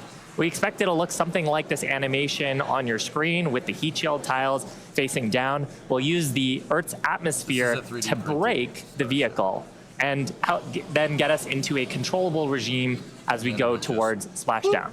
Now, we did validate Starship's ability to fly and land at subsonic speeds during our suborbital flights several years ago, and gathering data on the aspects like heating and vehicle control while we're traveling way faster will become critical to eventually bringing Starships back from space for rapid reuse. Nuts, dude. We'll also attempt to open and close Starship's payload door for the very first time, a capability that we'll need when Starship starts flying our next generation Starlink satellites. And there you can see an animation of what that will look like as the satellites are deployed one by one through a slot near the top of the spacecraft. So at this point in time, we are approaching T-minus 21 minutes until liftoff. Let's check in with Dan for a countdown update. Dan. Is that Dan Hewitt? It is! Dan! Hey, thanks, Kate. Hey, everybody. I'm Dan Hewitt. Good morning. Welcome to Starbase. I'm coming to you from the Raptor's Nest, where I'm here with some of our flight controllers, also our Pad Red team. We're just behind the Mega Bay. Those are super heavy boosters right behind me, getting ready for the next 4 flights after this one. So we're looking to launch a lot this year. Countdown has been pretty clean so far. We're not tracking any issues that are gating us on the hardware side and the vehicle side from that on-time liftoff at 8:25 a.m. Central Time. That's our T0 right now. We primarily shifted later as we were just working to clear the range. The other big watch item today is going to be the winds. The winds have started to pick up. We're still looking to be below our limits, but there could be a hold at T-minus 40 seconds just to make sure that the winds are acceptable before we go. We are actively loading propellant on board the vehicle. You can see by the frost line starting to build up. Looks like we're about 80% on the ship main tanks right now, and a little over 60% on the booster. Dude, this is now, Starship uses liquid methane as its fuel, liquid oxygen as its oxidizer. Both of those get cooled down to cryogenic temperatures, so several hundred degrees below zero. And if you followed along with our previous 2 flight tests, the prop load timeline today looks a little bit different. Those first flight tests, it took us about 90 minutes to load all of the prop on board, but since the second flight, we made some pretty significant upgrades to make that time shorter. We added some additional fuel and LOX pumps just to increase our capacity. We expanded the number of heat exchangers and installed a dedicated fill drain line for each stage, but they were sharing one before. Now they each have their own. That's just that main pathway to get the propellant to the vehicle. We're aiming for about 51 minutes for today's operation to fully load prop. We did that successfully on our wet dress rehearsal that we did recently. Eventually, though, we're trying to get that time down to about 40 minutes. Just for some context, that's about 5 minutes longer than we take on Falcon 9, but we're doing it with 10 times the amount of propellant. Now, the propellant load on ship started at about T-minus 53 minutes, booster right around T-minus 42 minutes. We are about to pause loading on the main tanks of ship, switch over to the header tanks, and then switch back to close out the main tanks. We're expecting all of the prop to be on ship at about T-minus 3 minutes 30 seconds, and then booster prop load ends at T-minus 2 minutes and 50 seconds. Now, our final countdown and startup sequence is going to be the same as Flight 2. We already tested this on this booster when we did its static fire. Looking back for Flight 1, we lit those Raptor engines on the booster and lifted off about 6 seconds later. Flight 2, we reduced that time by almost 2 seconds. That just helps reduce the stress on the ground systems, improve the efficiency of the rocket. but right now we're just about to pass 18 minutes away from launch. Winds, again, they're still looking a little bit marginal, so we'll keep an eye on those. We're not working any other technical issues, and the range is expected to be green. If we can't make our test today, we have backup launch opportunities in the coming days. Could be 24 to 48 hours, all just depends on how far we get into the count. So check back in with everybody in just a little bit. For now, though, I'm going to send it back to Kate and Shiva out at Hawthorne. Thanks, Dan. The countdown is continuing to progress, so let's take a closer look at the world's most powerful launch vehicle ever developed. Starship is comprised of two elements, the ship, which has 6 Raptor engines, and the Super Heavy booster, which has 33 Raptor engines. Starship is capable of about twice the thrust of the Saturn V rocket, and with future engine upgrades, it will actually be 3 times more powerful. Now, with those future improvements, that'll allow Starship to carry somewhere between 150 and 250 metric tons to orbit, depending on the configuration. For reference, Falcon 9's heaviest payload to date is just over 17 metric tons. So with Starship, we're talking about an order of magnitude greater in terms of payload capability to orbit. And that matters because the amount of mass we're able to launch per rocket is critical to creating a self-sustaining city on Mars. In terms of size, the Super Heavy booster alone stands about 71 meters or 233 feet tall, and is about the same height as a fully integrated Falcon 9.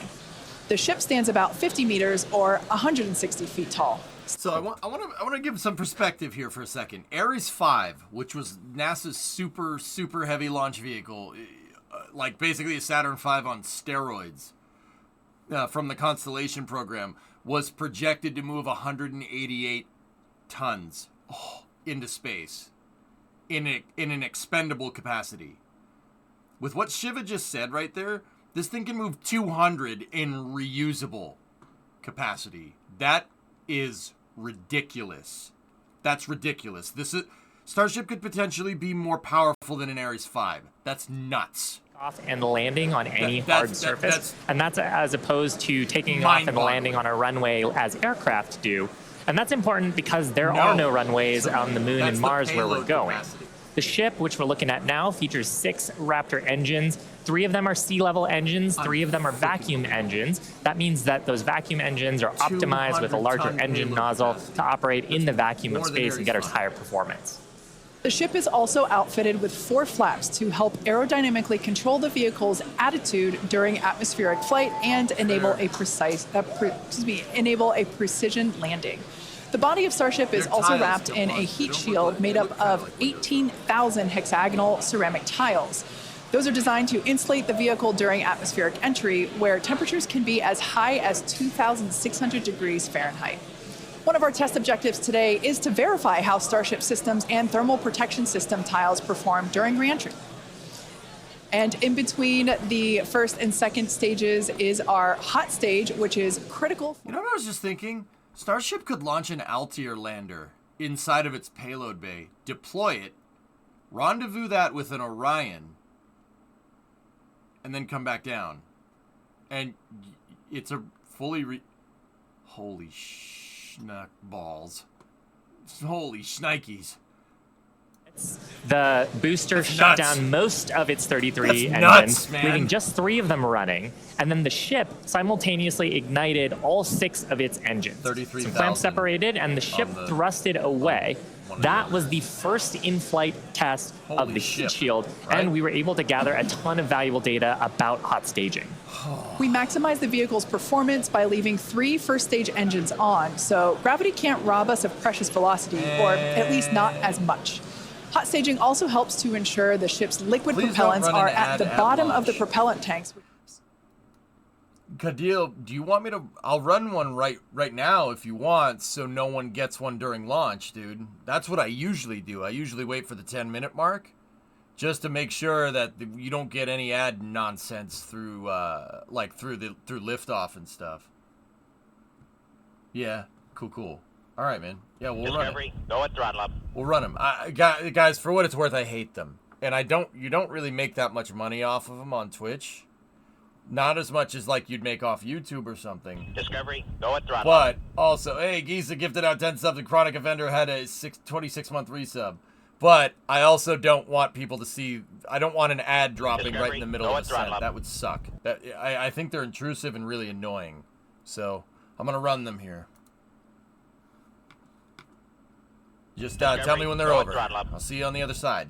Astronauts will be expected to have, and we were using these to do human factors demonstrations and figure out the layout of the elevator. So all awesome development work for a future moon mission. Super cool. Now, SpaceX will perform one uncrewed demonstration flight before NASA's Artemis 3 mission, which will be the first human surface expedition since 1972. After those first expeditions, we'll be ready to fly more people along with everything it takes to build a moon base. There's so much to look forward to. It's incredible that humans are finally going back to the moon. You couldn't have said it better, Kate. And the moon is just the proving ground. It's just the start. When the time comes to make the leap to Mars, everything ramps up by orders of magnitude. The logistics of supporting an entire city on Mars are daunting and will require millions of pounds of cargo flown from Earth and spread out over thousands of launches. And today's flight test is one more step toward that ultimate goal. We're currently at T-minus 11 minutes, 47 seconds. Let's check in with Dan once again for a countdown update. Danny. Hey, Kate. Still good news from down here at Starbase. We're not tracking any technical issues that are going to block us to a launch. Our T0 time still holding to 8:25 a.m. Central, so just about 11.5 minutes from now. The real thing we're going to keep an eye on is the winds once we get there. We do have that potential hold at T-minus 40 seconds where we can hang out and either let winds die down, make sure we're in the right structural limits, everything like that. I don't want no so don't be surprised if we do a hold at T-minus 40. We've done those on previous flights. Like that might cause, yeah. But we are not tracking any technical issues. The range is going to be green for launch, so all that really great news. We're still loading propellant on the vehicle, on the ship. We're just about done loading the header tanks, the two smaller tanks in the top. And then we'll go back to the main tanks. They're about 85% full. And then booster, both fuel and LOX over 80%. So looking good there. The launch pad itself is getting ready for lift. What's the goal? Go up and come back down. They are going to expend the booster and Starship, but they're going to try to, if this thing gets up into space, they're going to try to re-enter. And it's going to re-enter out over the Indian Ocean. So if it doesn't make it, no big deal. No harm, no foul. Just put another one on the pad. See those engines ignite. So you'll see fire, and then a few seconds before Starship really starts to take to the skies. Our range team just going to keep on making sure land, sea, air all clear as we really count down. But that's the latest. All right, we're just coming up on 10 minutes before launch. Everything looking good for Starship's third test flight. Yep. Toss it back to you guys in Hawthorne. How much does one of these cost again? Great, thanks, Dan. Now, if you've been following SpaceX over the years, you've no doubt heard us talk about our goal of full and rapid reusability. Nearly all of the Falcon boosters flown last year and this year have been reused, or as we like to say, flight proven. We've landed Falcon 9 and Falcon Heavy boosters 283 times since first doing so. I'm sorry, in he said give me fuel. And like, with Starship, our mission is to take reusability wait a minute, even that's not a bad further song. by reflying both stages with little down. Wait a minute, Fuel's an okay song, but it's 90s Metallica. I mean, it ain't no Master of Puppets, all right? It's no Black Album, okay? Discovery, go at throttle. All right? It's no Black Album, but it's not a bad song. All right? Personally, I like Kill 'Em All. That's good. Ride the Lightning. No? Through every phase of That's flight. the better stuff. And The that fuel data isn't informs bad. Come future on. missions and gets us to that Come on future now. where starships are being recovered and rapidly reflown. Our teams are also working on the ground systems that will support rapid reusability. When we start recovering Starship boosters, we'll want them to return to the launch site for a quicker turnaround, as you can see here depicted in this animation on your screen. This is when the tower reveals its dual purpose. After launch, the arms or the chopsticks on the tower will help guide the booster into position to ensure a soft landing. But soon. Now, if you're thinking that this sounds hard or even impossible to do, well, that's the inspiration for naming them chopsticks. some of you might recall a little film called The Karate Kid, where Mr. Miyagi famously taught the main character, Daniel, that if he could catch a fly with chopsticks, he could accomplish anything. Daniel-san. Now, today we do have 4 ships and 4 Super Heavy boosters built, with more coming off the production line as our Star Factory continues to grow. These vehicles are slated for future flight tests just like today's, and in fact, just this week, we static fired our next ship that's planning to fly and expect to test the booster as soon as the launch mount is free from today's flight test. Now, as a reminder, today is still just a test. While we really hope to get our splashdown location in the Indian Ocean, but any data received will help us improve. It's the third of many future flight tests for Starship before it becomes fully operational. And that's the goal of flight tests. They teach us about the limits of our design and improve our understanding of the vehicle, and ultimately help us make Starship more reliable and rapidly reusable.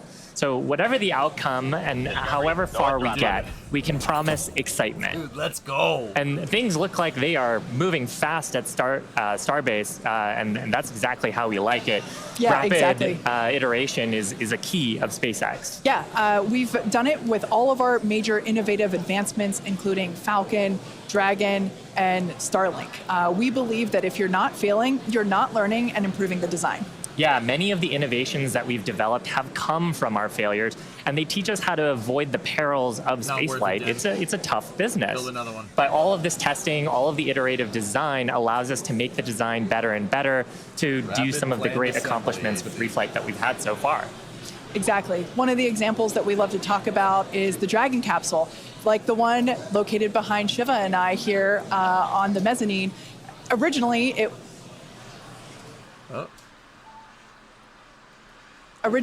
was not designed to be reusable. We wanted to prove the initial design, and then when we brought Dragon 2 online, we had to do a lot of corrosion analysis based on flights that had splashed down and analysis on hardware received there. And now our Dragons are reusable and also rapidly at a much rapid pace than they used to be. Yeah. So, I mean, great learnings from our original Dragon to our new crew and cargo vehicles have directly improved the operations, and they've helped us change our understanding of what's possible when it comes to rocket and spacecraft reusability. Now, we're just under T-minus 6 minutes, so I think it's another good time to check in with Dan for the rest of terminal count. How are we looking, Dan? Danny. Thanks, Shiva. We're looking good. 5 minutes, 35 seconds, and we're counting down. We are just about at closing the prop load sequences on booster and ship. Just a reminder, ship we're going to close out at around 3 minutes and 30 seconds, booster at about 2 minutes and 50 seconds. Not bad. Once all of that prop is loaded on board, we'll have about 10 million pounds of propellant on both stages of Starship. Now, after that happens, we'll go through a couple of different procedures with the ground. We'll do what's called pushbacks, clearing out the lines between our prop farm and the vehicles themselves before we get to launch. 5 minutes. And then in the next few minutes, we'll get the final guidance system alignments, some final thrust vector control on the booster checks, and all that will be performed. And again, if we need to hold, we have a hold gate built in at T-minus 40 seconds where we can hang out. It sounds like today we'll have about 15 minutes to hold at T-minus 40 if we need to. If we hit that right now, it looks like the most likely reason would be winds. We're not tracking any technical issues to our T0 at 8:25, just about 4.5 minutes from now. So, I mean, everything's really looking good. The booster's almost at full frosty, so we'll see that close out in just a couple of minutes. But we're getting really close to flight, guys. The excitement is definitely growing here in Hawthorne, SpaceX headquarters. There is a large crowd gathering. You might hear them cheering occasionally. Now, Dan mentioned a good point about the holds. We have an opportunity to today hold for a few minutes. And this is a really cool thing about Starship. And we don't have this opportunity with Falcon or Falcon Heavy. Up until the T-minus 40 second point, Aborts are just holds. So anything that would trigger an abort prior to T-minus 40 seconds becomes a hold. So that's a really cool feature to allow the team to wait for final checkouts or assess prop levels, engines, avionics, vehicle pressurization. It's really helpful to ensure a liftoff. Yeah, and that's something that is very different from Falcon. I'm sure people have watched our launches, and then we get right down past prop load and then have to scrub because of weather or scrub because of an issue on the vehicle. And we don't have the same constraints on our propellant and our system with Starship, which gives us more availability in the window. And sometimes that's all you need. Sometimes the winds dip just enough where you can launch the rocket safely. And otherwise, if you didn't have that ability to hold a few minutes, you might miss that window and then have to recycle to another day. Yeah, exactly, which is kind of like today. Like we mentioned earlier, winds are the thing that we are watching, so good news there. So we are still continuing to progress. We're looking at liftoff in just under almost 2.5 minutes from now. Super exciting. Like we said before, there's nothing more exciting than watching a test flight for a developmental program, and that's where we're at today. And like we talked about, we have some really ambitious goals for today's test. But really, the point of today's test is to try to get as much data as we can so we can inform the next iteration of the design of Starship, work those things into flight test number 4 and new objectives there that'll eventually get us to that glorious, rapid, reusable future that we so badly want. Yeah, for flight 1, we wanted to clear the pad, and we did. For flight 2, we wanted to get through hot staging separation, and we did. So today, we want to get even further than that and collect as much data as we possibly can. So with all that being said, we're going to check back in with Dan to take us through the final 2 minutes of terminal count. I wouldn't happy with All right, we are under 2 minutes away. Here we go. We have closed out the prop load on the booster and on the ship. Okay, double horns. Let's do this. Send it. And we're starting to hear some good news that it looks like winds are not going to hold us up, so there's a good chance we blow right through that 40-second hold. So we're about 1 minute and 20 seconds away. Just walking you through one last time, we're going to see the engines ignite about 4 seconds before we hit our T0. They're going to ignite in 3 different banks. You'll get 13 of the inners, 15 of the outers, and then the last 5 ignite just 2 minutes before T0. And then after that, the quick disconnect will retract. The engines will start to throttle up, and then we'll see liftoff about 1.5 seconds after T0. So we're under 1 minute away. Don't be shocked if we hold at 40 seconds before, but it sounds like the winds are cooperating today. And we'll be able to move right past that, not tracking any other technical issues that could hold us. Proceeding past our QD vent gate. We're past the hold. Holy crap. T-minus 30 seconds past that 40-second hold. Go for launch. Flight Director Ty Huntington telling the team we are go for launch. 20. So 20 seconds to go. Oh my goodness. Oh my goodness. Let's listen in. T-minus 10, 9, 8, 7, 6, 5, 4, 3, 2, ignition. 1.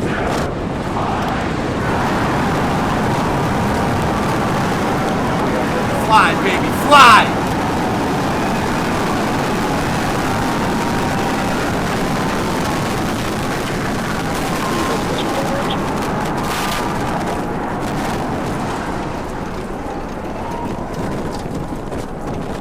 That's awesome! Oh my goodness!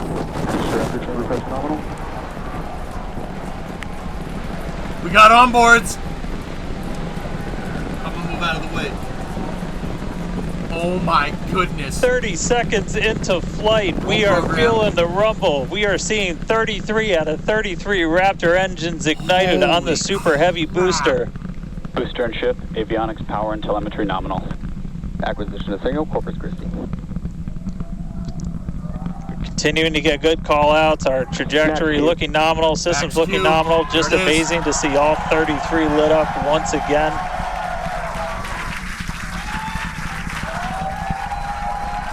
this point, we've already passed through max Q, that maximum dynamic pressure, and passing supersonic, so we're now moving faster than the speed of sound, getting those onboard views from the ship cameras. I got nothing to say. That's the coolest now, thing I've ever seen. The next major milestone is going to be a hot staging maneuver. Again, we're going to be doing that in just about 90 seconds. To do that, we're going to shut down all but the 3 center Raptor engines on Super Heavy. That'll be our MECO, our most engines cut off. And then the clamps holding the 2 stages together are going to release. Starship's second stage will ignite its engines, the RVACs first, the sea levels right after that. The sea level engines will be splayed or just kind of pointed out at about a 15-degree angle. So if you look close and we get good tracking, you might be able to see those center right after. And so those 6 engines will push Starship off of the booster. Discovery, go at throttle up. Pierto gifted the sub, thank you. I gotta shut the alert off on this view. All right, counting down now. We're gonna be coming up right at around the 3-minute mark on that hot staging maneuver. Again, we'll see the booster engines start to shut down. You'll see all but 3 lights go out in the middle. And then we'll see the engines ignite on ship, pushing it away. And that will start carrying the ship into space.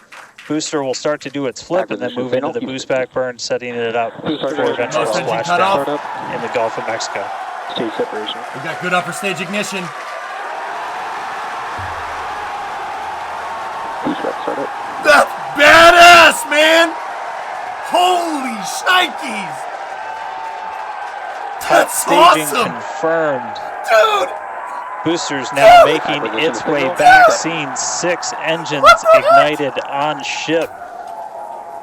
Kate, we got a Starship on its way to space and a booster on the way back to the Gulf. Oh man, I need a moment to pick my jaw up from the floor because these views are just stunning. These are live views from Starship. First stage is currently performing the ship avionics, power and telemetry nominal.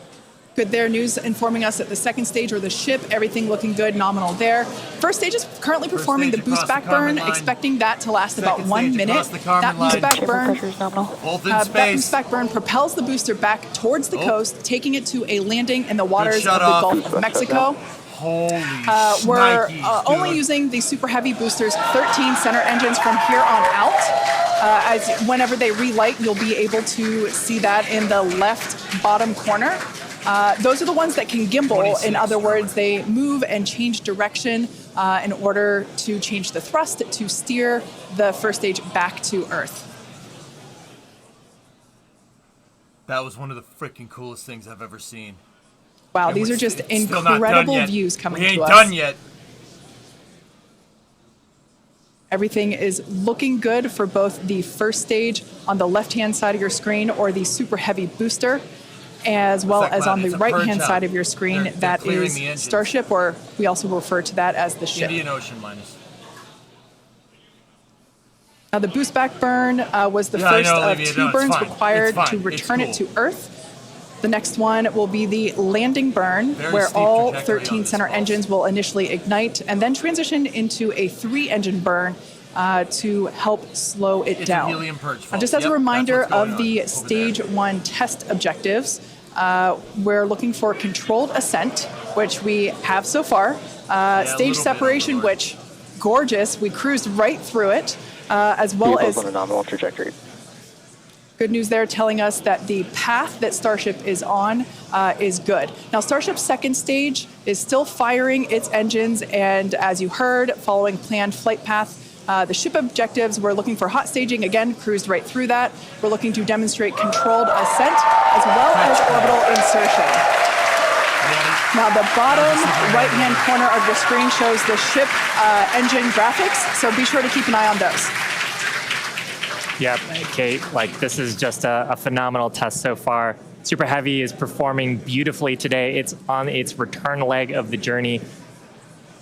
Ship continuing to burn its 6 engines, those larger circles, the Raptor vacuum engines, the inner circles, the Raptor sea level engines. We're about 30 seconds away, on. just under 30 seconds away from the start of the boost back burn. Excuse me, the landing burn on the booster. You can see the grid fins are rotating. That's impressive, dude. Grid fins Holy crap! guiding us through the atmosphere back towards our splashdown site. Again, we're going for a for a splashdown, a soft splashdown. So for landing burn, we're going to expect to see the 13 center engines light, rapidly bring down the booster's velocity, and then just the 3 in the center for come on, baby, land! Land it! Let's see if that'll work. That grid fin's working overtime, baby.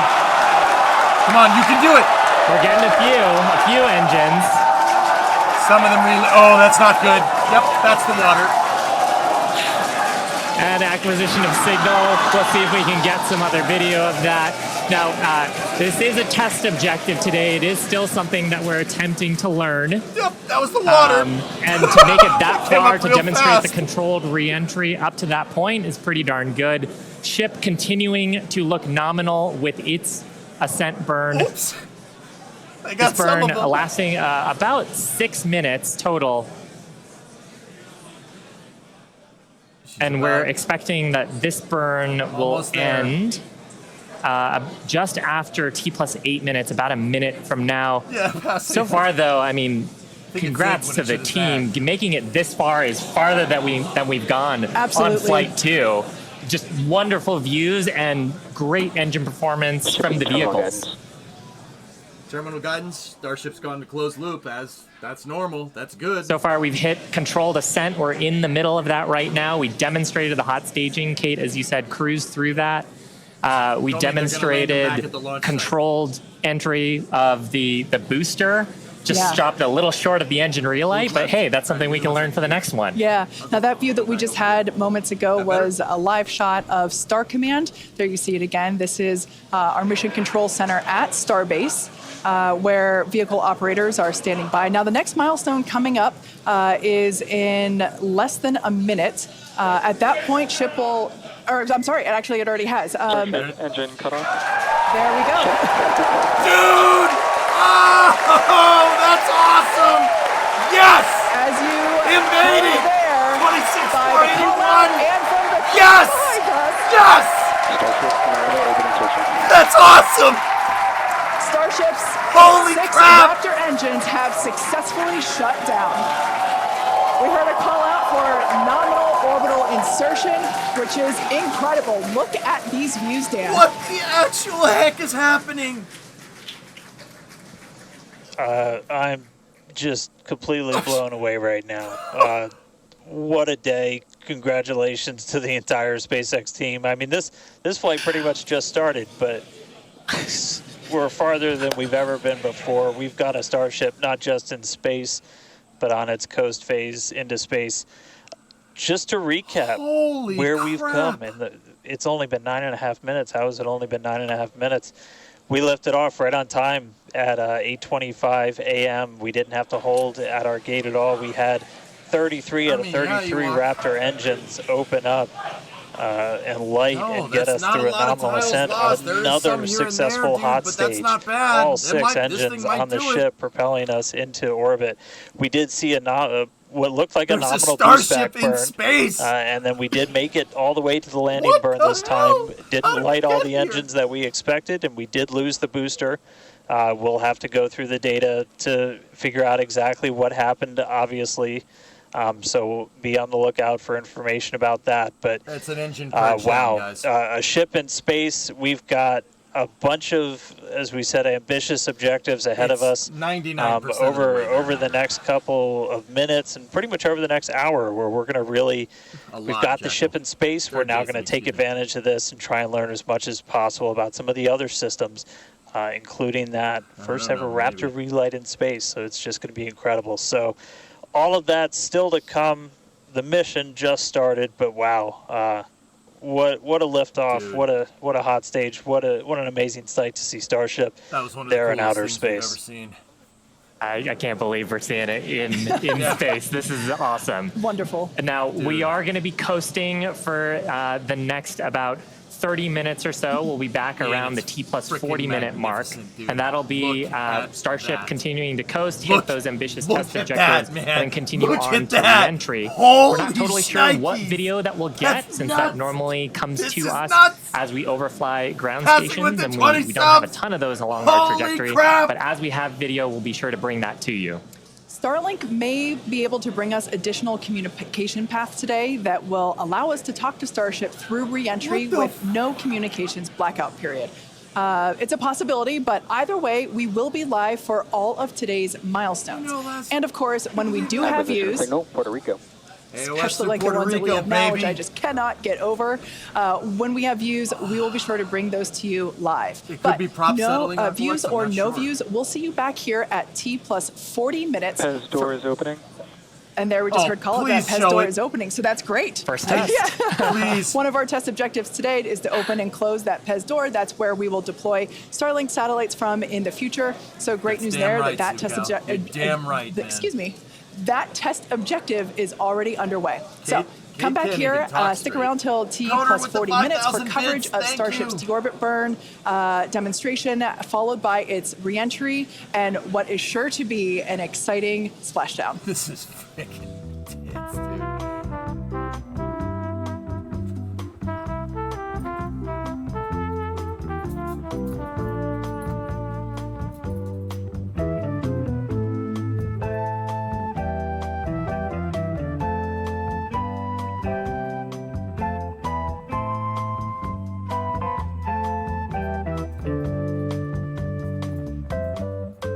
Supposed to be cringe, right? I don't care.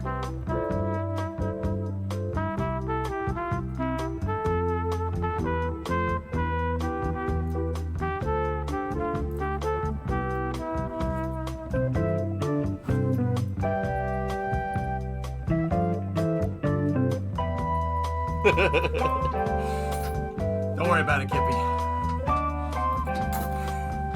Is this happening right now? Happening? This is going on right now. Jazz starfish, yeah. And then trumpets. Yeah, whatever. Just bring everybody in. It's fine. Expected loss of signal, Cape Canaveral. Lost the signal through the Cape.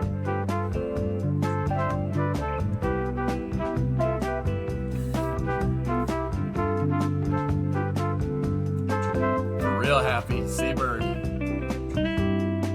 Did you just reference the Day 9 trumpet video? Bro, I used to watch the Day 9 daily. Oh yeah, once upon a time, Fusion Core dance. Shout out to Day 9. Playing StarCraft again, baby. Alright.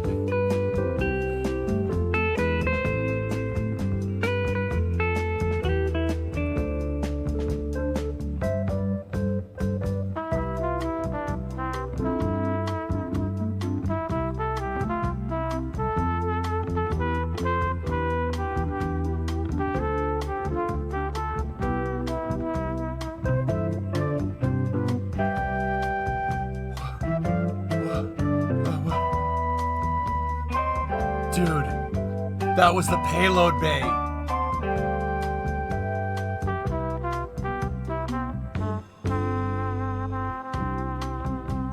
Nice, weather guy. That's awesome.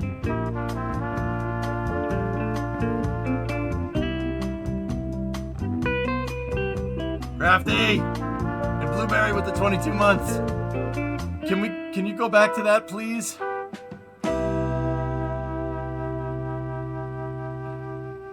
When is it deorbiting? 30 minutes. Do we know what happened to the first stage? It hit the water. Not all the engines relit in time. Ace Wolf with the 10 subs. Thank you. Ninja, can you believe that?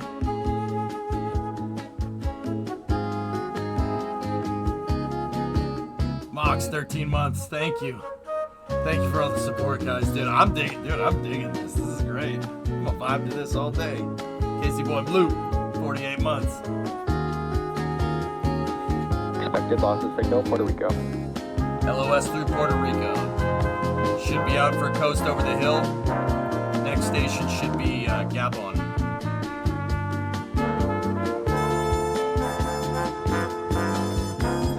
Are you awake now? Yep. Yeah, I'm good.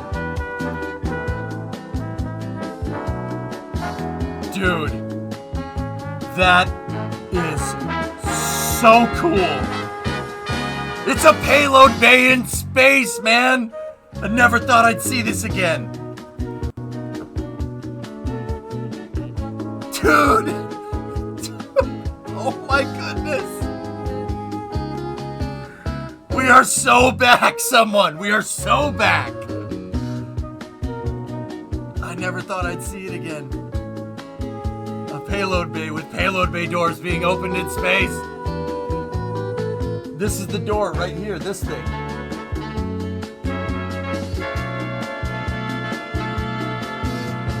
Dude, look, it's opening up. Oh my goodness. This is the best day ever!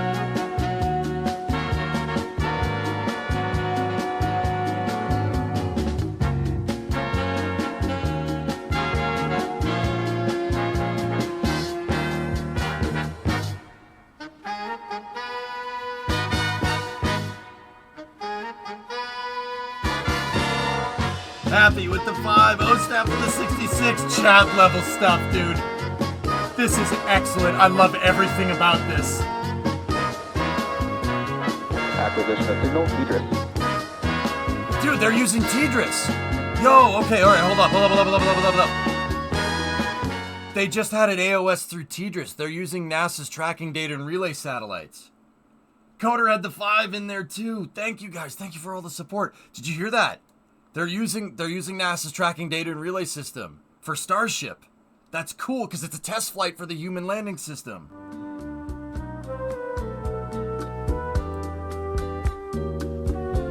Oh God, I never thought I'd feel this feeling again after STS-135. This is amazing. A payload bay, thing with a payload bay in space doing the thing.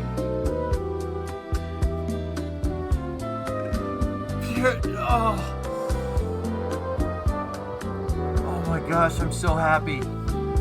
I didn't think I'd be this happy.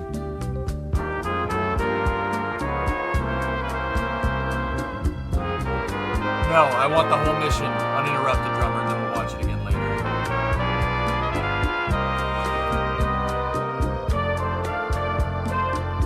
Yeah, homie, it's unbelievable. Tessa, yeah, for real, dude. This is the best day ever. Best day at work ever. Cloudy, it's so cool. Holy shnikes. That's a real picture. Oh, bro, let's go. It's so good. Wicked with the 10s, Frankie with the 100 bits. You guys are the freaking best. This is amazing. And Parakanov had a 38 in there too. Holy crap, dude. This is excellent. 5 minutes till prop transfer. Jensen with an 86. Shifty Shock with a 14er. Lev gifted a sub to Arca Blue. Yeah, Bobber, right? Yeah, no, really. I don't know if it's purging space. I don't know what it's doing. Tritons with a 43. Thank you. Dude. The music is ace. I love it. I love it. It's so good. It's so good. I hope we don't get striked for this. That would suck. CW, thanks for the bits. Johan, thank you very much. Digital Zeros, 68 months. And Retronaut gifted a sub as well. It probably is, otherwise, yeah. Agent Smart gifted out 10 subs. You guys are going ham. I appreciate it so much. You guys are the best. It's the freaking best. Did you see that thing go? It's so cool. Oh my goodness, I'm geeking out too. This is ridiculous. I'm geeking out so hard right now. Stormy with the 33. Spectrum with the bits. Do it, drummer.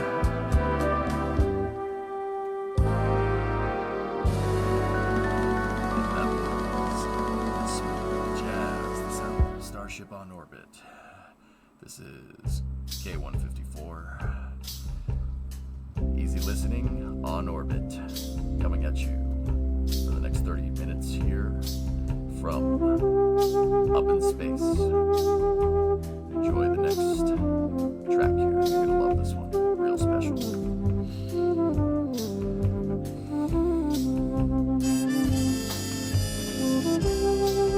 Yeah, those are thrusters down there, guys.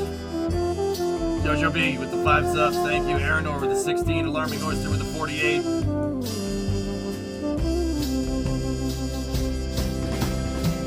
I don't think so, Doctor. Dude, Royal David had 5. PS5 Gamer with 1,000 bits. Oh, thank you so much, guys. Cannon Lee with another 5. Holy crap. I really hope it's his playlist. This is great music, dude. I sprung. Yeah, dude, I know what you mean. Animal with another one. Spectrum with 5 bits. Thank you. Lazarus, that was up there. Alarming Oyster with 10. Oh my god, right when the music dropped. Hell yeah. This is cool, dude. I can't believe this is happening right now. Dude. Oh, I'm happy as a clam over here. This is great. This is the freaking best day at work ever. Kager with the bits. Cirrus with the 62 months. Run with more bits. Human music. I like it. Brigark with 1,500. Dude. Man in Black with 1,000 bits. Jared with 1,000 bits.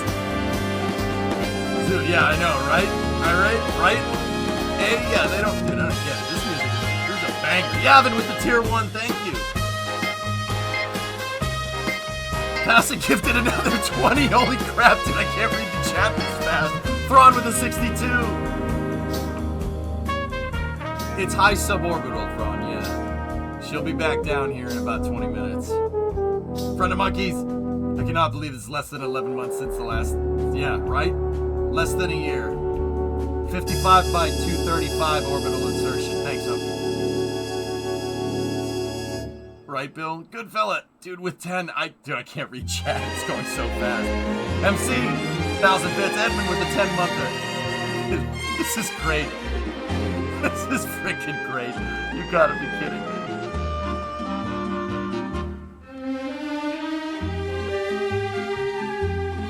One minute to prop transfer test.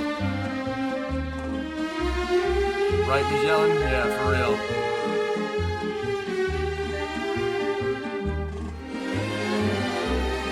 When the mission's all over, Dean. Geek, Druid.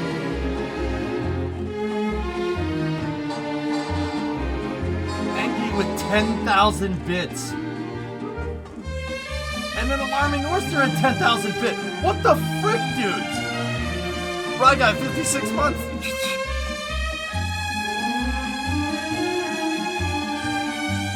Oh, come on, man. You don't need to do that. This is just too good of a day already. I know, Zonky, it's so good. Starship's flight computer is in propellant transfer demo. Prop demo initiated. Barracking up. 5 subs, Forlorn with 1,000. Box of pins with 500. I know, Port, right?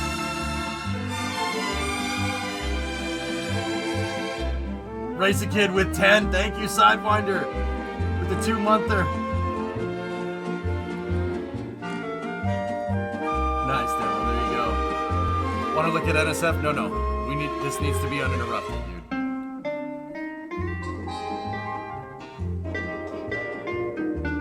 Facha with 1,000. D-Pick with another 100. Predict with the 3 months. Prop transfers going on.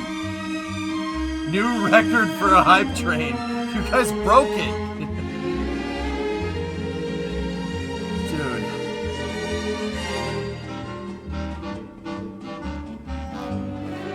Hi. Spectacular Raptor. Dude, did you see this?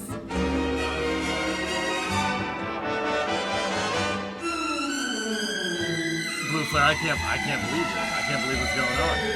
Oh, yep, you guys broke it. Fox at 100 bits. Den at 100 bits. Airban has had 10 subs. I can't keep up with that, dude. That's too fast. Starship flight computer is in the propellant transfer complete state. Propellant transfer complete, baby. There it is. Dude, he just reported prop transfer complete. Holy shnikes.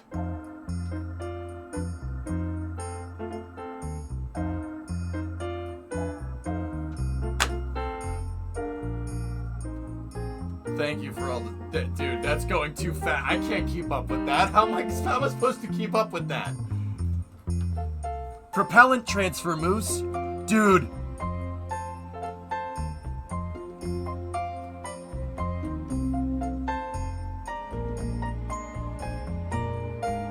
When is re-entry? Give it another 10 minutes. Thank you for all the support, guys. I don't even know what else to say. I can't keep up with it. It's going too fast. I appreciate every single one of you guys. I'm glad you could enjoy this with me. Or I could enjoy it with you. So cool. Yeah, it is blowing up. Just past apogee at 2:34. 1 minute for payload bay door close.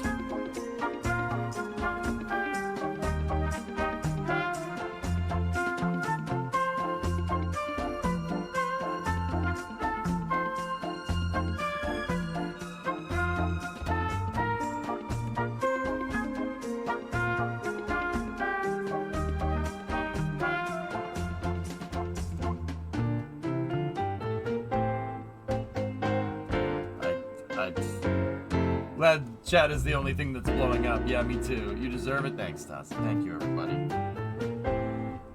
Oh.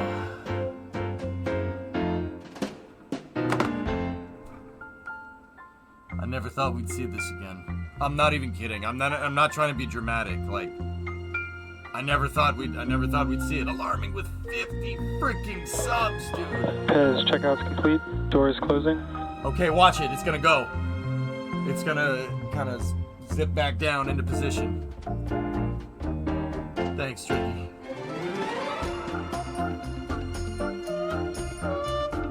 No, show it. Come on, please. I need this. I need it. I need it. Thank you.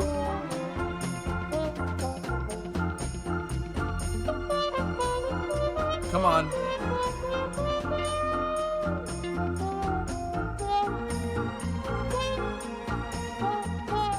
I never thought we'd see that. Dude, that's a spacecraft with a payload bay and a payload bay door on orbit.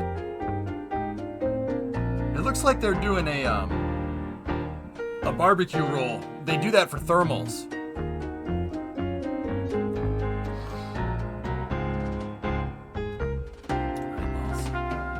And it's got, yeah, dude, she's trying to come back down. Come on, baby. I believe. I think it'll do it. Live views from Shuttle 2.0. Control has started. Pitchover has started.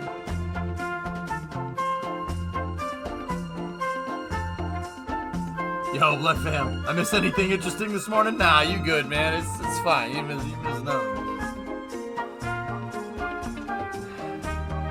Pietro, it's gonna try. Starship isn't gonna like flip over and land. It's gonna try to make it through re-entry and then just belly flop into the ocean. Yeah, they'll save the reuse for later versions. Right, Doom? There it goes! Wait, what is it doing?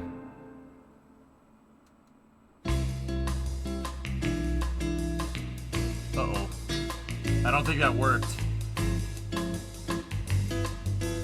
That's a vent down. Dude.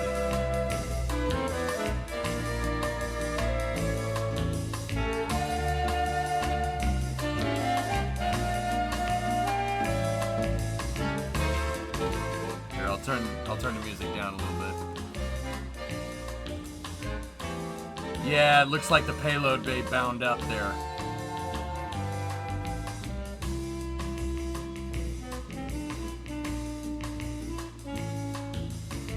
Yeah, see, look at the shadow. It's got a roll component to it. That's a lot of solidified stuff. Okay.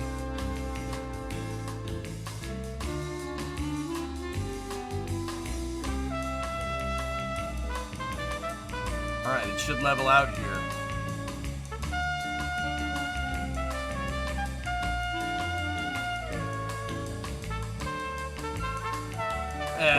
It wouldn't be that bad, Helsinki.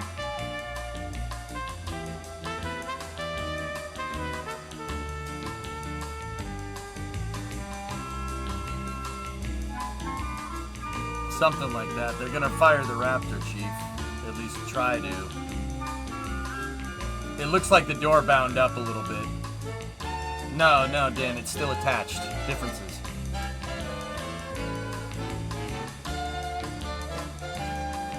My dad wants me to say hi to the Florida people. Hi, Florida people. See, this is pretty good. Pretty good. Hi, Dad. Hi, Mom. I love you.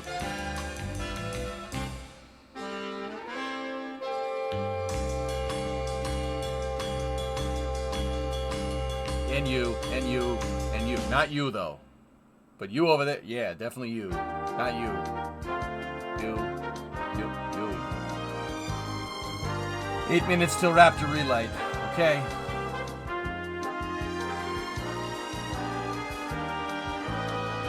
Dude. Frick you! Shouldn't we be seeing the ohms on the sides back there? Orbiter maneuvering system? I told you, Chief. It doesn't have that. It'll be a Raptor relight.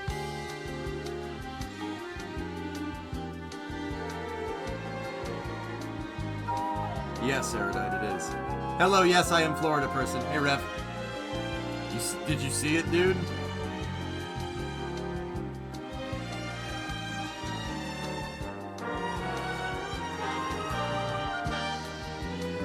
It was using Tidris, Altio. Yeah.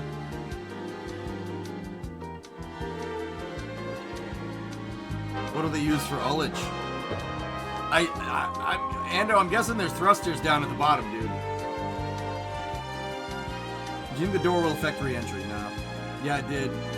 Went way smoother than I thought it would. Dude, she's a beast. It's a freaking beast, right? It could be the antennas.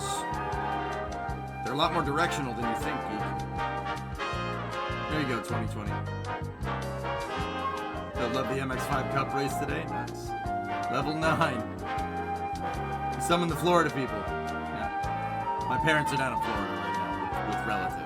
That's why I wanted to say. They said hi. Say hi to the Florida people. Hi, Florida people. How's your mother? I can't believe that, dude. I can't believe this. Can you believe that? Look at that thing. You know that thing's like... This thing is like as tall as like a 15-story building, right? No, Comey, they did not retrieve the first stage. It hit the water. Oh, damn, public, dang.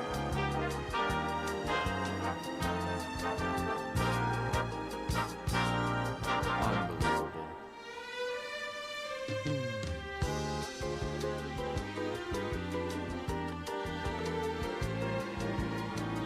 Yeah, it looks like we got to chill down. See the solid oxygen accumulating? Looks like we got to chill down. We're approaching Raptor relight. We'll see what happens. It's not ice, Erudite. It's solid oxygen and solid methane. Yeah, so, all right, let me turn this down for a second. So what they're doing right here is they've started to trickle propellants from the tanks into the engines. They're using the pressure inside of the tanks and opening up some valves and getting some of the propellants into the engines to get them down to the right operating temperature. Rocket engines, every time they're fired on orbit, after they fire, they get purged out with helium. Reason why? Liquid oxygen is being used as an oxidizer. Liquid oxygen oxidizes things. You think salt will rust stuff? No. Liquid oxygen will rust stuff. Like, really badly. So they purge the engines out with helium or nitrogen or something, right? Something just inert, non-reactive to get it out of there so the engine doesn't rust from the inside out. Now, simultaneously, in order to start the thing back up, you got to start trickling propellants back down in there. So that's what these vent lines are doing. You know that. Hello? You know that that's what they're doing because there's a high amount of solid oxygen and solid methane. Yeah, solidified. That's what that like ice. That's what all that ice is floating around. There's a lot of that. Yeah, that's an engine chill. I'm pretty dang sure. And we are getting up to the point where they're going to do the deorbit burn with Raptor in a relight here. So watch these over here, and obviously you'll see the thing go.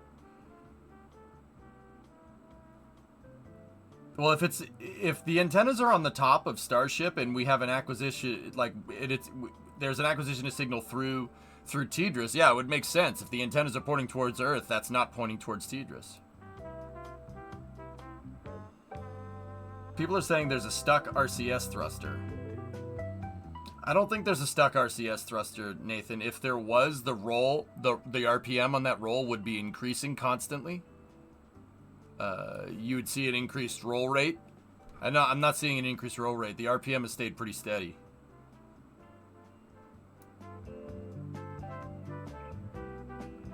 I don't know, Mike. Yeah, pretty much violent, yeah.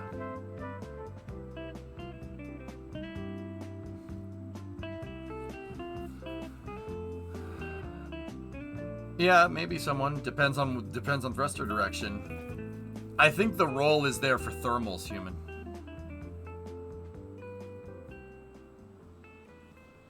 Welcome back to live coverage of our third Starship flight test, which lifted off from Starbase, Texas at 8:25 a.m. Central Time. Our main objective today was to get through all of our ascent burns and collect as much data as possible, including a potential Starship entry.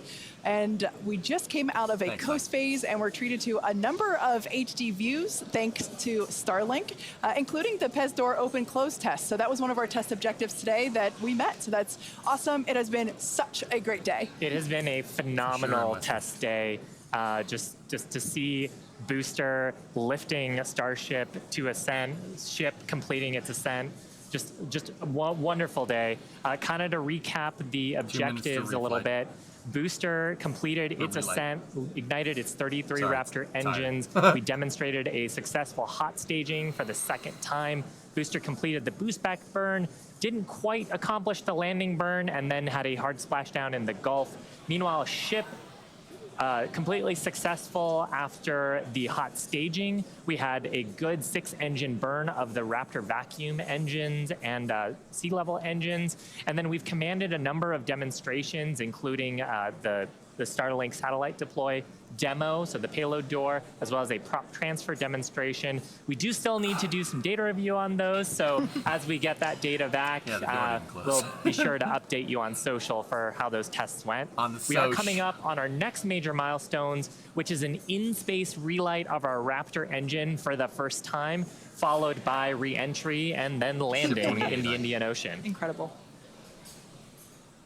All right.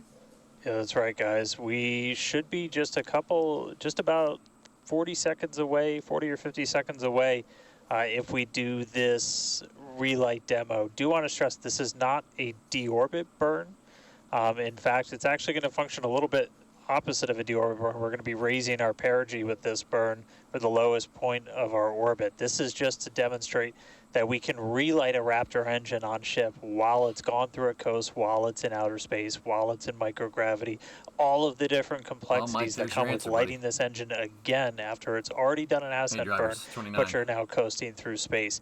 This is going to be really important anytime we want to do in-space maneuvers in the future, like eventual deorbit burns, any of our translunar injections that'll have Raptor engines firing back up. we may not It's a do it. suborbital There is trajectory all of the guidance is loaded into Starship's computer itself. So if it doesn't see the values that it needs to, we could just skip the burn. So we are waiting to find out if that's going to happen or not. If it doesn't, as we said in the beginning, we're on a pretty steep trajectory that we are coming home no matter what, regardless of doing a burn. This was done just so we can really, we're in a trajectory that's really not super susceptible to delta V changes in velocity. If we were to do a burn, we've got a pretty concise footprint in the Indian Ocean that we're going to be targeting for splashdown today. It does sound like we are skipping past the on-orbit relight demo this time. Again, we'll confirm all of this through our post-flight data review, but it did sound like we did pass through that burn. So now that's going to start setting us up for re-entry. Here we go. Yeah, that's exactly right. So coming up next around T plus 49 minutes is Starship re-entry. Now, this is typically a portion of flight where we don't have communications with spacecraft because they're re-entering the Earth's atmosphere at or around orbital velocity, about 8 kilometers per second or roughly 5 miles per second. Super fast. Now, at those speeds, the spacecraft's interaction with the atmosphere results in friction and creates a plasma field around the vehicle. That blanket of plasma distorts communication frequencies, so we're basically left with a brief communications blackout. Now, we might get some telemetry back through a connection to the Tracking and Data Relay Satellite System, also known as TDRS. But if the plasma doesn't entirely block it, that connection will be at a very slow data rate and definitely too slow for any video. But that's why Starship and Starlink are a great partnership. Starship is so big that it will leave a wake or a hole in the plasma field as it flies through an atmosphere. You can think of a wake kind of like when you see a boat going through the ocean. It sort of leaves a trail behind it. There's some of those great views from Starlink giving us views of Starship's onboard videos. And so we're hoping that the Starlink on board will let us, just like we're seeing these videos now, see through that plasma field by maintaining a continuous communication lock with the satellites on orbit through the wake that Starship leaves behind. Now, this is only the second time that we're testing Starlink during re-entry. So even though we do have these great visuals now, don't be surprised if we manage to get some signal hiccups through. We're still learning about what that wake will actually look like in practice and whether we're able to get that live continuous high-speed data during re-entry. Oh, boy. Yeah, that's right. And one of the really primary reasons we want to use Starlink is to just gather as much data as possible. It's been said the data is the payload on one of these flights. Oh my where goodness! we're putting this flight hardware Holy crap. in a real flight environment, trying to learn about it as much as possible. Re-entry is going to be a really critical phase of flight. We really want to know how the ship's going to perform, especially that heat shield, as we're going through the hypersonic re-entry. So if something were to go wrong during this re-entry, we want as many paths as possible to collect that information, that data, just to, again, they gotta kill that roll rate or this thing's not getting to through re-entry. the Starship program to make each flight more reliable, more successful. Acquisition signal, Mauritius. Okay, they got an AOS through the ground station. Oh, that's bad. That's bad. Yeah, that's bad.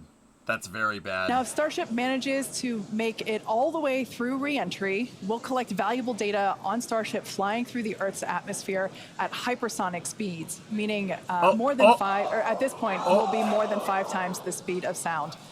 Stabilize. Now we're watching these live views, angle. HD views by the looks of it, thanks to Starlink. You can see that like the flaps there on the ship might be actuating. Come on. She's flying kind of like that. That's not good. Certainly some incredible. But once it starts dipping into the air, the aero surfaces Starship should be able to even it out. Now we've already validated Starship. Whoa, dude! That's awesome. I recall those suborbital flights. Come on, stabilize out, baby, make it! Let's go! So getting data on aspects like heating and control while traveling way faster than we did before is going to be critical to eventually bringing starships back from space for rapid reuse. So I mentioned those flaps. That's one of the things that enables Starship to help control itself and survive the heat of reentry, which, like we said before, we're not what expecting you that want to do at 100 kilometers. That's bad. T plus 49 minutes. So we're getting pretty close here. And what you're seeing here, it looks like the vehicle is sort of moving back and forth. Part of what you're also seeing is one of the cameras, this onboard view that we have, is on the end of a flap. Starship has front flaps and rear flaps in the vehicle. So we've got yo, and, dude! We can see the heating on those flaps as we're starting to re-enter the Earth's atmosphere. This is where the Earth's atmosphere is doing the work to slow us down.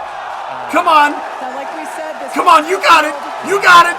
We hope to maintain these views throughout. Starship is so big that we're hoping that the plasma field doesn't entirely blanket the entire vehicle.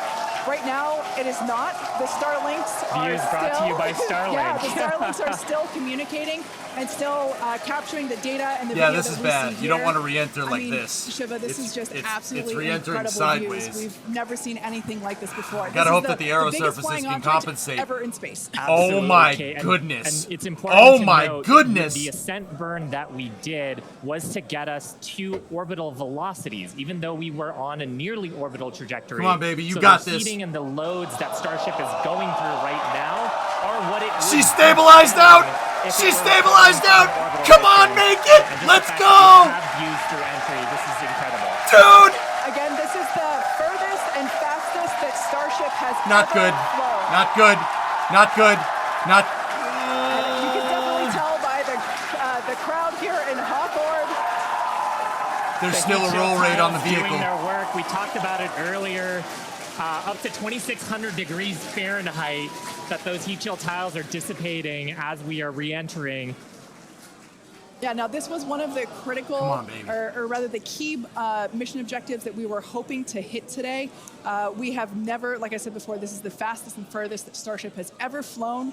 So this is the first time that we're getting to collect this re-entry data and understand how these 18,000 hexagonal heat shield tiles are working together to protect the belly of Starship as it re-enters the Earth's still rolling, atmosphere. guys. Once again, it looked like it stabilized for a second, but it didn't. 80 kilometers altitude. The atmosphere is actually doing us a huge favor here by acting as a braking system for Starship as it re-enters the atmosphere. And that's part of the reason why the flaps are so important. We're using the body of Starship and the drag from the atmosphere to slow us down from orbital speed, but you want the vehicle to remain stable. You want those heat shield tiles pointed down so they can absorb the heat of the Earth's atmosphere. Still getting telemetry, though. And so that's the purpose that they are serving during still the getting hypersonic telemetry, phase dudes. and then again during the subsonic phase. Absolutely. So like we said, these views are being provided by a couple Starlink terminals that are positioned on Starship itself. She's still getting telemetry. She's still good. She's still transmitting. That number is real time. But you can see the telemetry there on the right-hand side of your screen. If you watch closely, you can see the speed decelerating. Again, that's the friction of the atmosphere resulting in this plasma field, or excuse me, the blanket. If that number stops, is something potentially bad blocking has the happened. Starlink terminals right now. So we'll bring those views back to you if we get them. But right now, for those of you that have recently joined, Starship is currently re-entering Earth's atmosphere.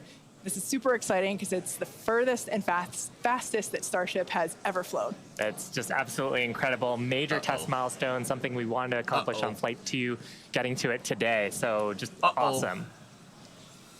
Now, we actually have some heat shields here. So these are what's doing all the work on Starship. It might just be in plasma blackout, now. dudes. There We'll are see. 18,000 hexagonal heat shields like these.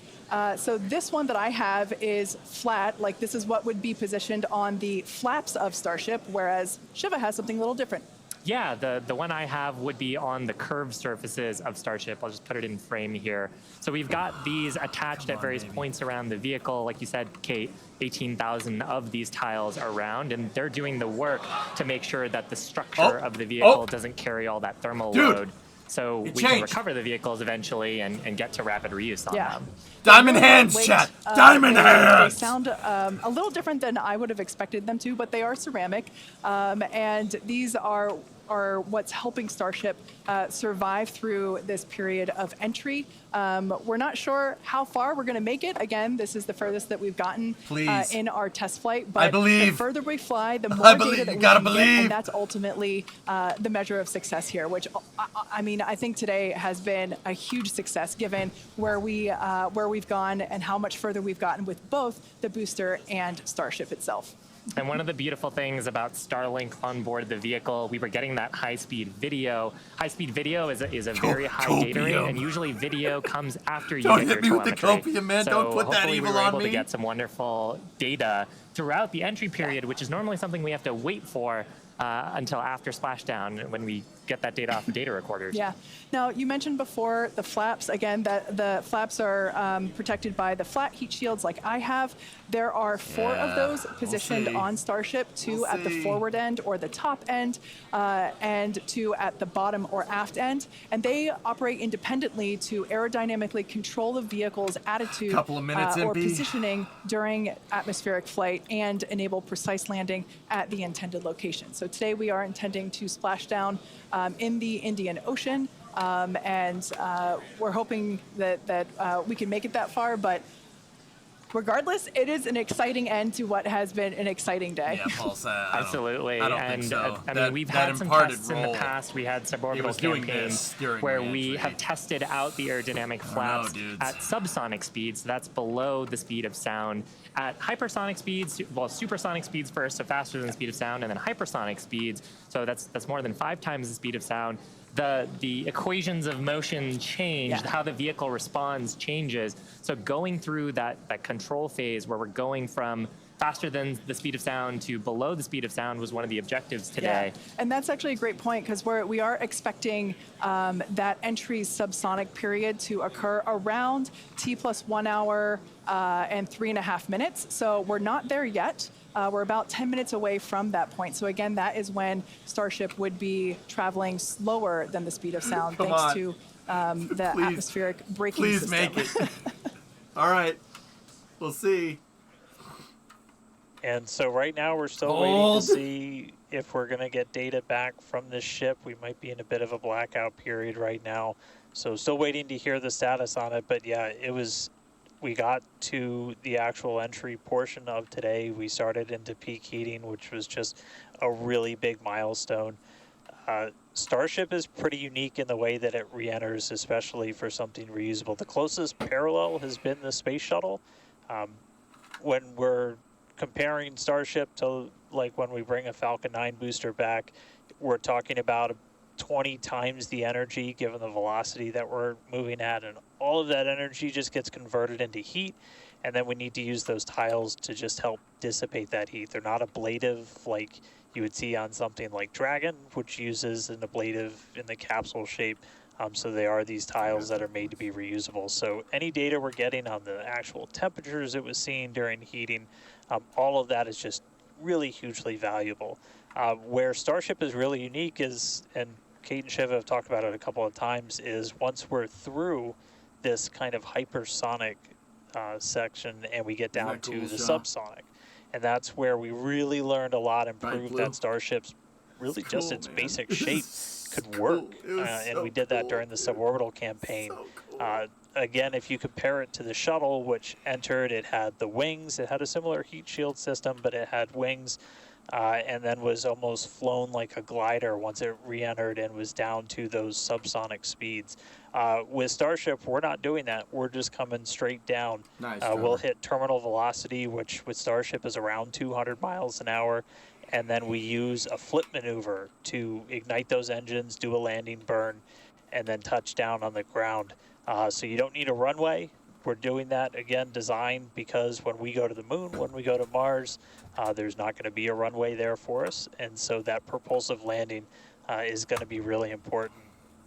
This is an animation of pretty much what we were just watching on actual Starship video, which is pretty incredible. But we go through peak heating.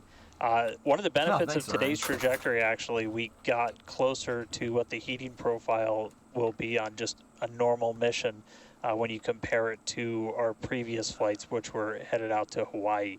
Nice, so Flabby. we go through peak heating, and then we hit subsonic, and then Starship splashes down in the ocean. Again, we're not doing a landing burn on this flight, and we're not expecting Starship to survive the impact. We're not going to be recovering any of the hardware. For now, though, we are just still waiting to see if we're going to get some signal back. We're currently at a loss of signal with Starship.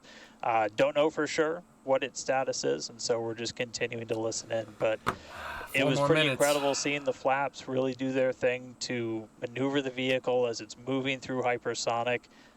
One of the big trade-offs between something like shuttle and Starship is wings can be pretty heavy. And so if we can really demonstrate that Starship's controllable through that hypersonic regime when you're coming through the atmosphere, 25 times the speed of sound, you can save a whole lot of weight by not having really big wings. So super valuable to get this data, super valuable to then figure out what we're going to do on our next test flights. Dan, you'd brought up a really interesting point too, that for on shuttle, you are gliding in, going back to a runway. On Starship, because we're landing vertically, we are basically coming down, and then we've seen this during the suborbital campaign. We're not going to see it today, but during the suborbital campaign, we did the flip maneuver and then light our engines for a landing burn. And that's also really important for some of our other terrestrial destinations. That we don't have as much of an atmosphere on Mars. There is pretty much no That's not atmosphere. Live. That's from test. There's that's from a some prior great views test. from our previous test campaign of a landing burn and upright landing. But on the moon, there is no atmosphere. On Mars, the atmosphere is extremely thin, so you actually need some other sophisticated techniques that other landers have used to land there. And so this vertical landing technique is really important to landing on destinations like those, which is ultimately where we're trying to go. Yeah, absolutely. So we hope to demonstrate that landing in future missions. That wasn't one of our objectives for today. We wanted the ship to focus on opening and closing, the first demonstration of opening and closing the PEZ door, which is where we will deploy Starlink satellites from in the future, as well as gathering data on how the heat shield tiles performed during the entry period. And so far, all of that has gone really well. So inside the cargo overall, bay. it's been pretty great, and it's great to see how those initial tests that we performed a couple years ago for those high altitude tests allow us to see what those will look like in the future. But this piece that we're doing today of, okay, if we are coming back from orbital velocity and we're going through that entry period, that is the missing piece, right? We already figured out how to land once the ship gets to a certain velocity or altitude, and it's really this piece that we were trying to figure out today. How do we get Starship to survive orbital velocity atmospheric entry? And we hope to find out soon. Yeah, I mean, we talked about rapid iteration and how we do design. Part of our philosophy is testing early and often and trying to test in a way that is as flight-like as possible. But there's only so much you can do in a chamber where you're trying to simulate the atmosphere in a laboratory. So there's nothing quite like when the heat shield tile hits the atmosphere in flight to gather that wonderful data and prove out some of the analyses and probably teach us a bunch of things that we didn't quite get right. For sure. And obviously, for those of you that have been watching along with us, those were incredible views to see of that entry period where we saw the heat generating because of friction as the belly of Starship was making contact with the Earth's atmosphere, and that resulted in some plasma. So as Dan said before, we believe that we're in a bit of a blackout period at the moment. We are expecting the vehicle, if it's still alive,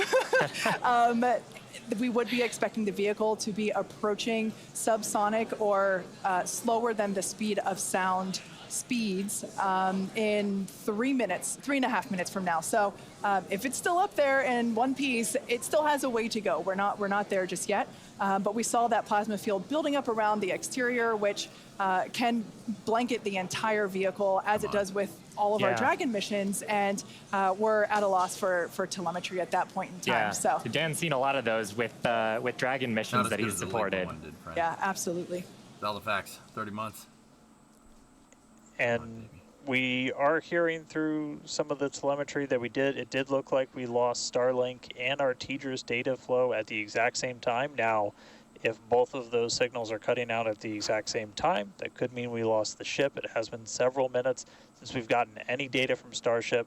We are waiting just a couple more minutes just to see if we can get any additional confirmation, but that is one data point that we're tracking, and that could indicate that we had a loss or a breakup of the ship during that re-entry. So might not make it all the way to splashdown today, but we were able to get through the early phases of re-entry, hit some of that peak heating, which was just really incredible to see a Starship coming back from space after getting all those views from space for the very first time.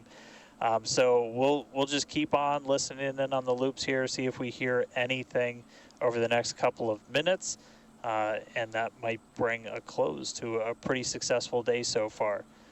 So again, we did lose the TDRS. That's the tracking and data relay satellite. That's the satellite system that pretty much every spacecraft operating in orbit right now will use to get data. We were able to get some signal through that, and then we were also getting data back through Starlink. Live view here of mission control down at Starbase. So these are all the folks who are experts on the various different systems, taking a look at the live data that we did have. Oh, where's that guy probably in mission mode Where you still, going? Yeah, but absolutely. it would be so tough to stay focused with what an exciting day we've had today. Yeah, to quote Monty Python, I'm not dead yet. We don't know, as Dan said. We did lose connection with TDRS, which is the tracking and data relay satellite system, and Starlink at the same time. So it is a realistic possibility that we lost Starship, which honestly was always on the table. We didn't know how far it was going to get. The further we could fly and the more data we could collect was always the biggest win. And so regardless of, if we did lose the vehicle and we are not able to, make it all the way to our intended splashdown, note that we weren't intending to recover this vehicle, either vehicle, the Super Heavy booster nor the Starship. We weren't intending to recover either of them. They were both going to basically hit at terminal velocity and break up upon contact with the surface of the ocean. So we're standing by to hear whether or not we are going to be able to get telemetry readings back, but we are possibly anticipating news that we lost Starship due to basically a double blackout from TDRS and Starship data at the same time. But this is, it's worth mentioning, this is the first time that we have come back at these speeds. Absolutely. In any of the test flights that we've done so far with Starship. So we are trying to prove out that the heat shield works as intended, that the controllability at those hypersonic speeds works as intended. So if we were able to get back any data on that, that means the next version, what happens on flight 4, 5, 6, is going to be better. We must be able to get some because we saw incredibly gorgeous high definition views of that entry period whenever it was initially starting. So we must have gotten some data today there. has been otherwise a phenomenal day. Incredible. Liftoff on time, full ignition of all of the boosters, engines, successful hot staging, and then ship took it from there. Yeah, absolutely. We were able to see the ship actually make it further as well as the booster. We were hoping that the booster would perform a soft water landing, but we lost it during just before it was able to ignite the landing burn. But the ship continued on. We saw all six Raptor engines on the ship ignite and then shut down for second engine cutoff. And we saw some amazing views as well, and it's just been certainly a day that I will be taking many screenshots and using them as my computer desktop background for, well, until the next Starship launch. When we get even better views, I'm sure. Exactly. And we also hit a number of our other ambitious test objectives. We had a chance to at least initiate the commands for a propellant transfer demo within the vehicle. This is something that Starship's going to have to do in the future, and these sort of transfers haven't been done at this scale before, so that's a first as well. We also were able to demonstrate that the payload door functions. And we got to see that, yeah. Yeah, and so those commands were sent. Again, data review to come and make sure that everything performed as expected, but that's going to be critical to deploying payloads in the future once Starship becomes operational. Yeah, tee up the next one. So a number of test objectives hit, much more accomplished than Flight 2, and making steady progress towards a fully, rapidly reusable, reliable Starship. Absolutely. And hey, Kate, and hey, Shiva, we were just hearing on the loops, we are making the call now that we have lost Ship 28. So, as we were possibly expecting, we lost the data a couple of minutes ago. We haven't heard from the ship up until this point, and so the team has made the call that ship has been lost. So no splashdown today, but again, just it's incredible to see how much further we got this time around. We had a couple of those ambitious objectives that you guys were just walking through that we're able to take advantage of while Starship was in outer space flying over our planet for the very first time. So that was just really incredible. Obviously, there's a lot to go through. Everyone always wants to know right off the bat what happened. Takes us a little bit of time, but I can assure you as soon as we start finding things out, we're going to let everybody know. And I know everybody's going to be excited for the next one. I mean, as I pointed out in the beginning, there's 4 super heavy boosters either fully stacked or getting stacked right behind me. We've got other ships ready to go as well. So it's going to be a really busy time down here at Starbase as we look to really fly Starship as much as possible, get this vehicle ready to go for all the important things it's got to go do. And with that, we got to say a huge congratulations to our teammates and everyone who's supported the Starship program. There's been flames and reds along the way, but third time's the charm, and we made it to space. We also a big thanks to all of our future customers for your support, and we want to give a big thanks to the people of Cameron County, Texas, for their support, as well as the Coast Guard and the Federal Aviation Administration.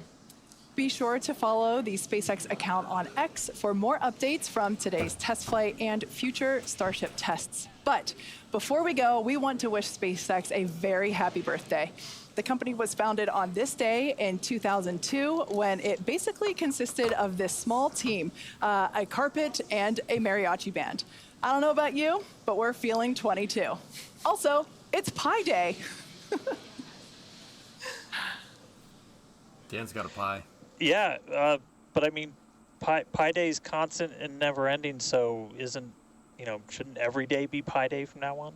I mean, that's a really good point, and I think after a test like today's, we all deserve some pie. Thanks for watching, and we'll see you next time. That just happened.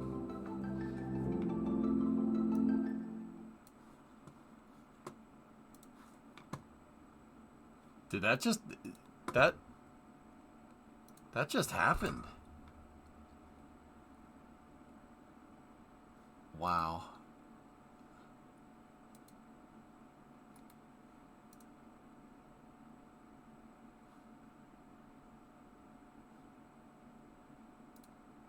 Dude, hold on. This dude. Oh my goodness. That is the coolest freaking thing ever, man. You gotta be kidding me. What the hell is going on? How did we get here? How did we get to this? Ah, dude, yeah, see? The thing's doing this. She's rolling. Whatever that roll is, it really screwed it all up. That sucks. We saw it live, dude. Oh, it's a stupendous video, isn't it? That was the thing. I gotta update the mission control then. Yeah, you're not the first one to say that. Can I just... This is the hot staging. I just want to see it one more time.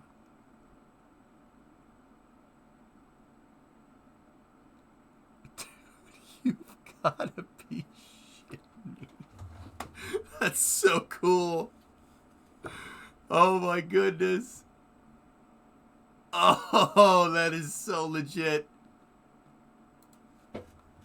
The grid fins turned. Yeah. Dude, just... Yeah. Oh my goodness. Most engines cut off. Yep. Oh my goodness. All right, let's see the liftoff one more time. Hold on. 8. I want to see this one more time. 5, 4, 3, 2. Dude. That's awesome. Oh my goodness. That's the best. Look at that thing. Oh man. It's so cool. Oh, that's awesome. Oh, did you see the whole ground rumble? Watch the camera when the engines go off. Everything just starts rumbling everywhere, man. 4, 3, 2.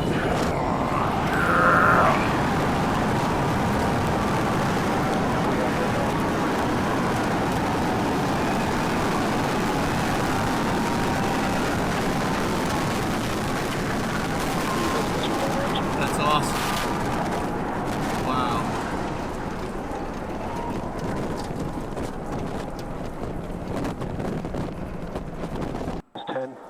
I can't believe that.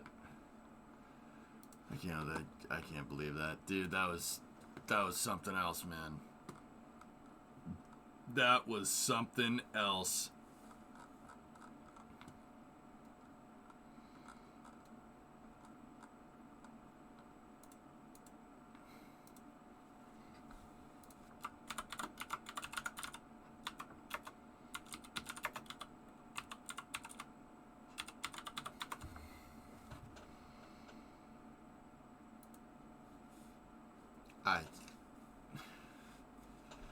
It shook your pants. Yeah, I bet, S. I bet. Yeah, something like that, dude. I don't have any words, man. I'm really tired, but I'm also, my adrenaline's going like crazy. Here, you just.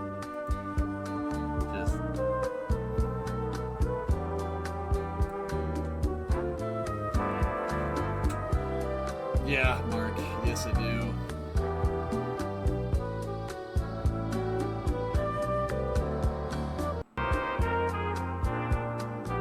Yeah, Astrolive, right? Isn't this crazy?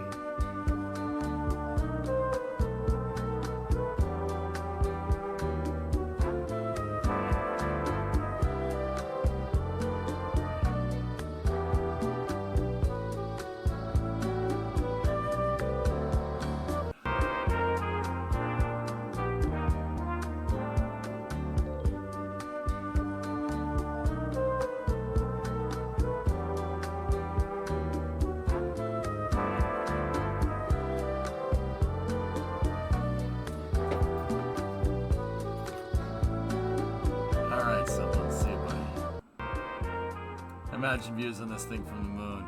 I can't believe that.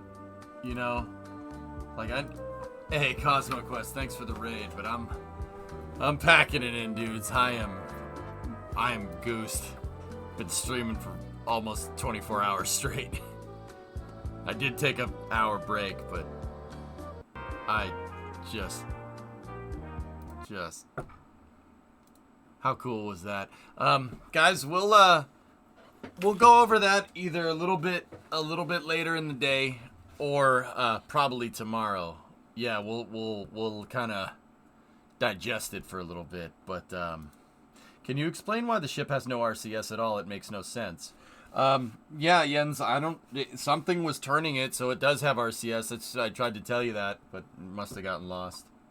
But dude, I can't believe what we just saw. That was wild. Hey, guys, my buddy Shenrir is looks like he's starting up some Crusader Kings. So Shen's been really good about raiding us lately. So let's go raid Shen and see what he's up to. And we'll go from there. But anyway, guys, thank you for all the support. Thank you for all the bit tips and subs. You guys broke the hype train record on here. So I mean, take that for what it's worth. I do appreciate it. thank you everybody that was with me the whole night. It was fun. Hopefully we get to do more stuff like this. It's pretty cool. It's pretty cool. And I don't take any of this for granted. This is a privilege what I do here. And, you know, the tip train today speaks volumes. So, that's a lot of cash. So, I appreciate it. Thank you very much. And yeah, we'll talk about Starship tomorrow. I am going to sleep. Let's go raid Shen and go from there. It's been superb. Thank you very much for watching, everybody. I hope you guys enjoyed it. That was wild. That was wild. You've never seen anything like that. It's crazy. Anyway, guys, go see what Shen's up to. Shen's a good dude. It's a good stream to watch during the day. He's doing up some Crusader Kings. He just started. Let's go see what's going on over there. Thank you very much for watching. Click through on that raid.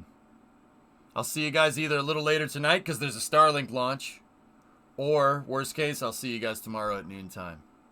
Thank you very much for watching. Have a good night. But I'm used to signing off at night. It is not night. It is 10:40 in the morning. Have a good morning, I guess.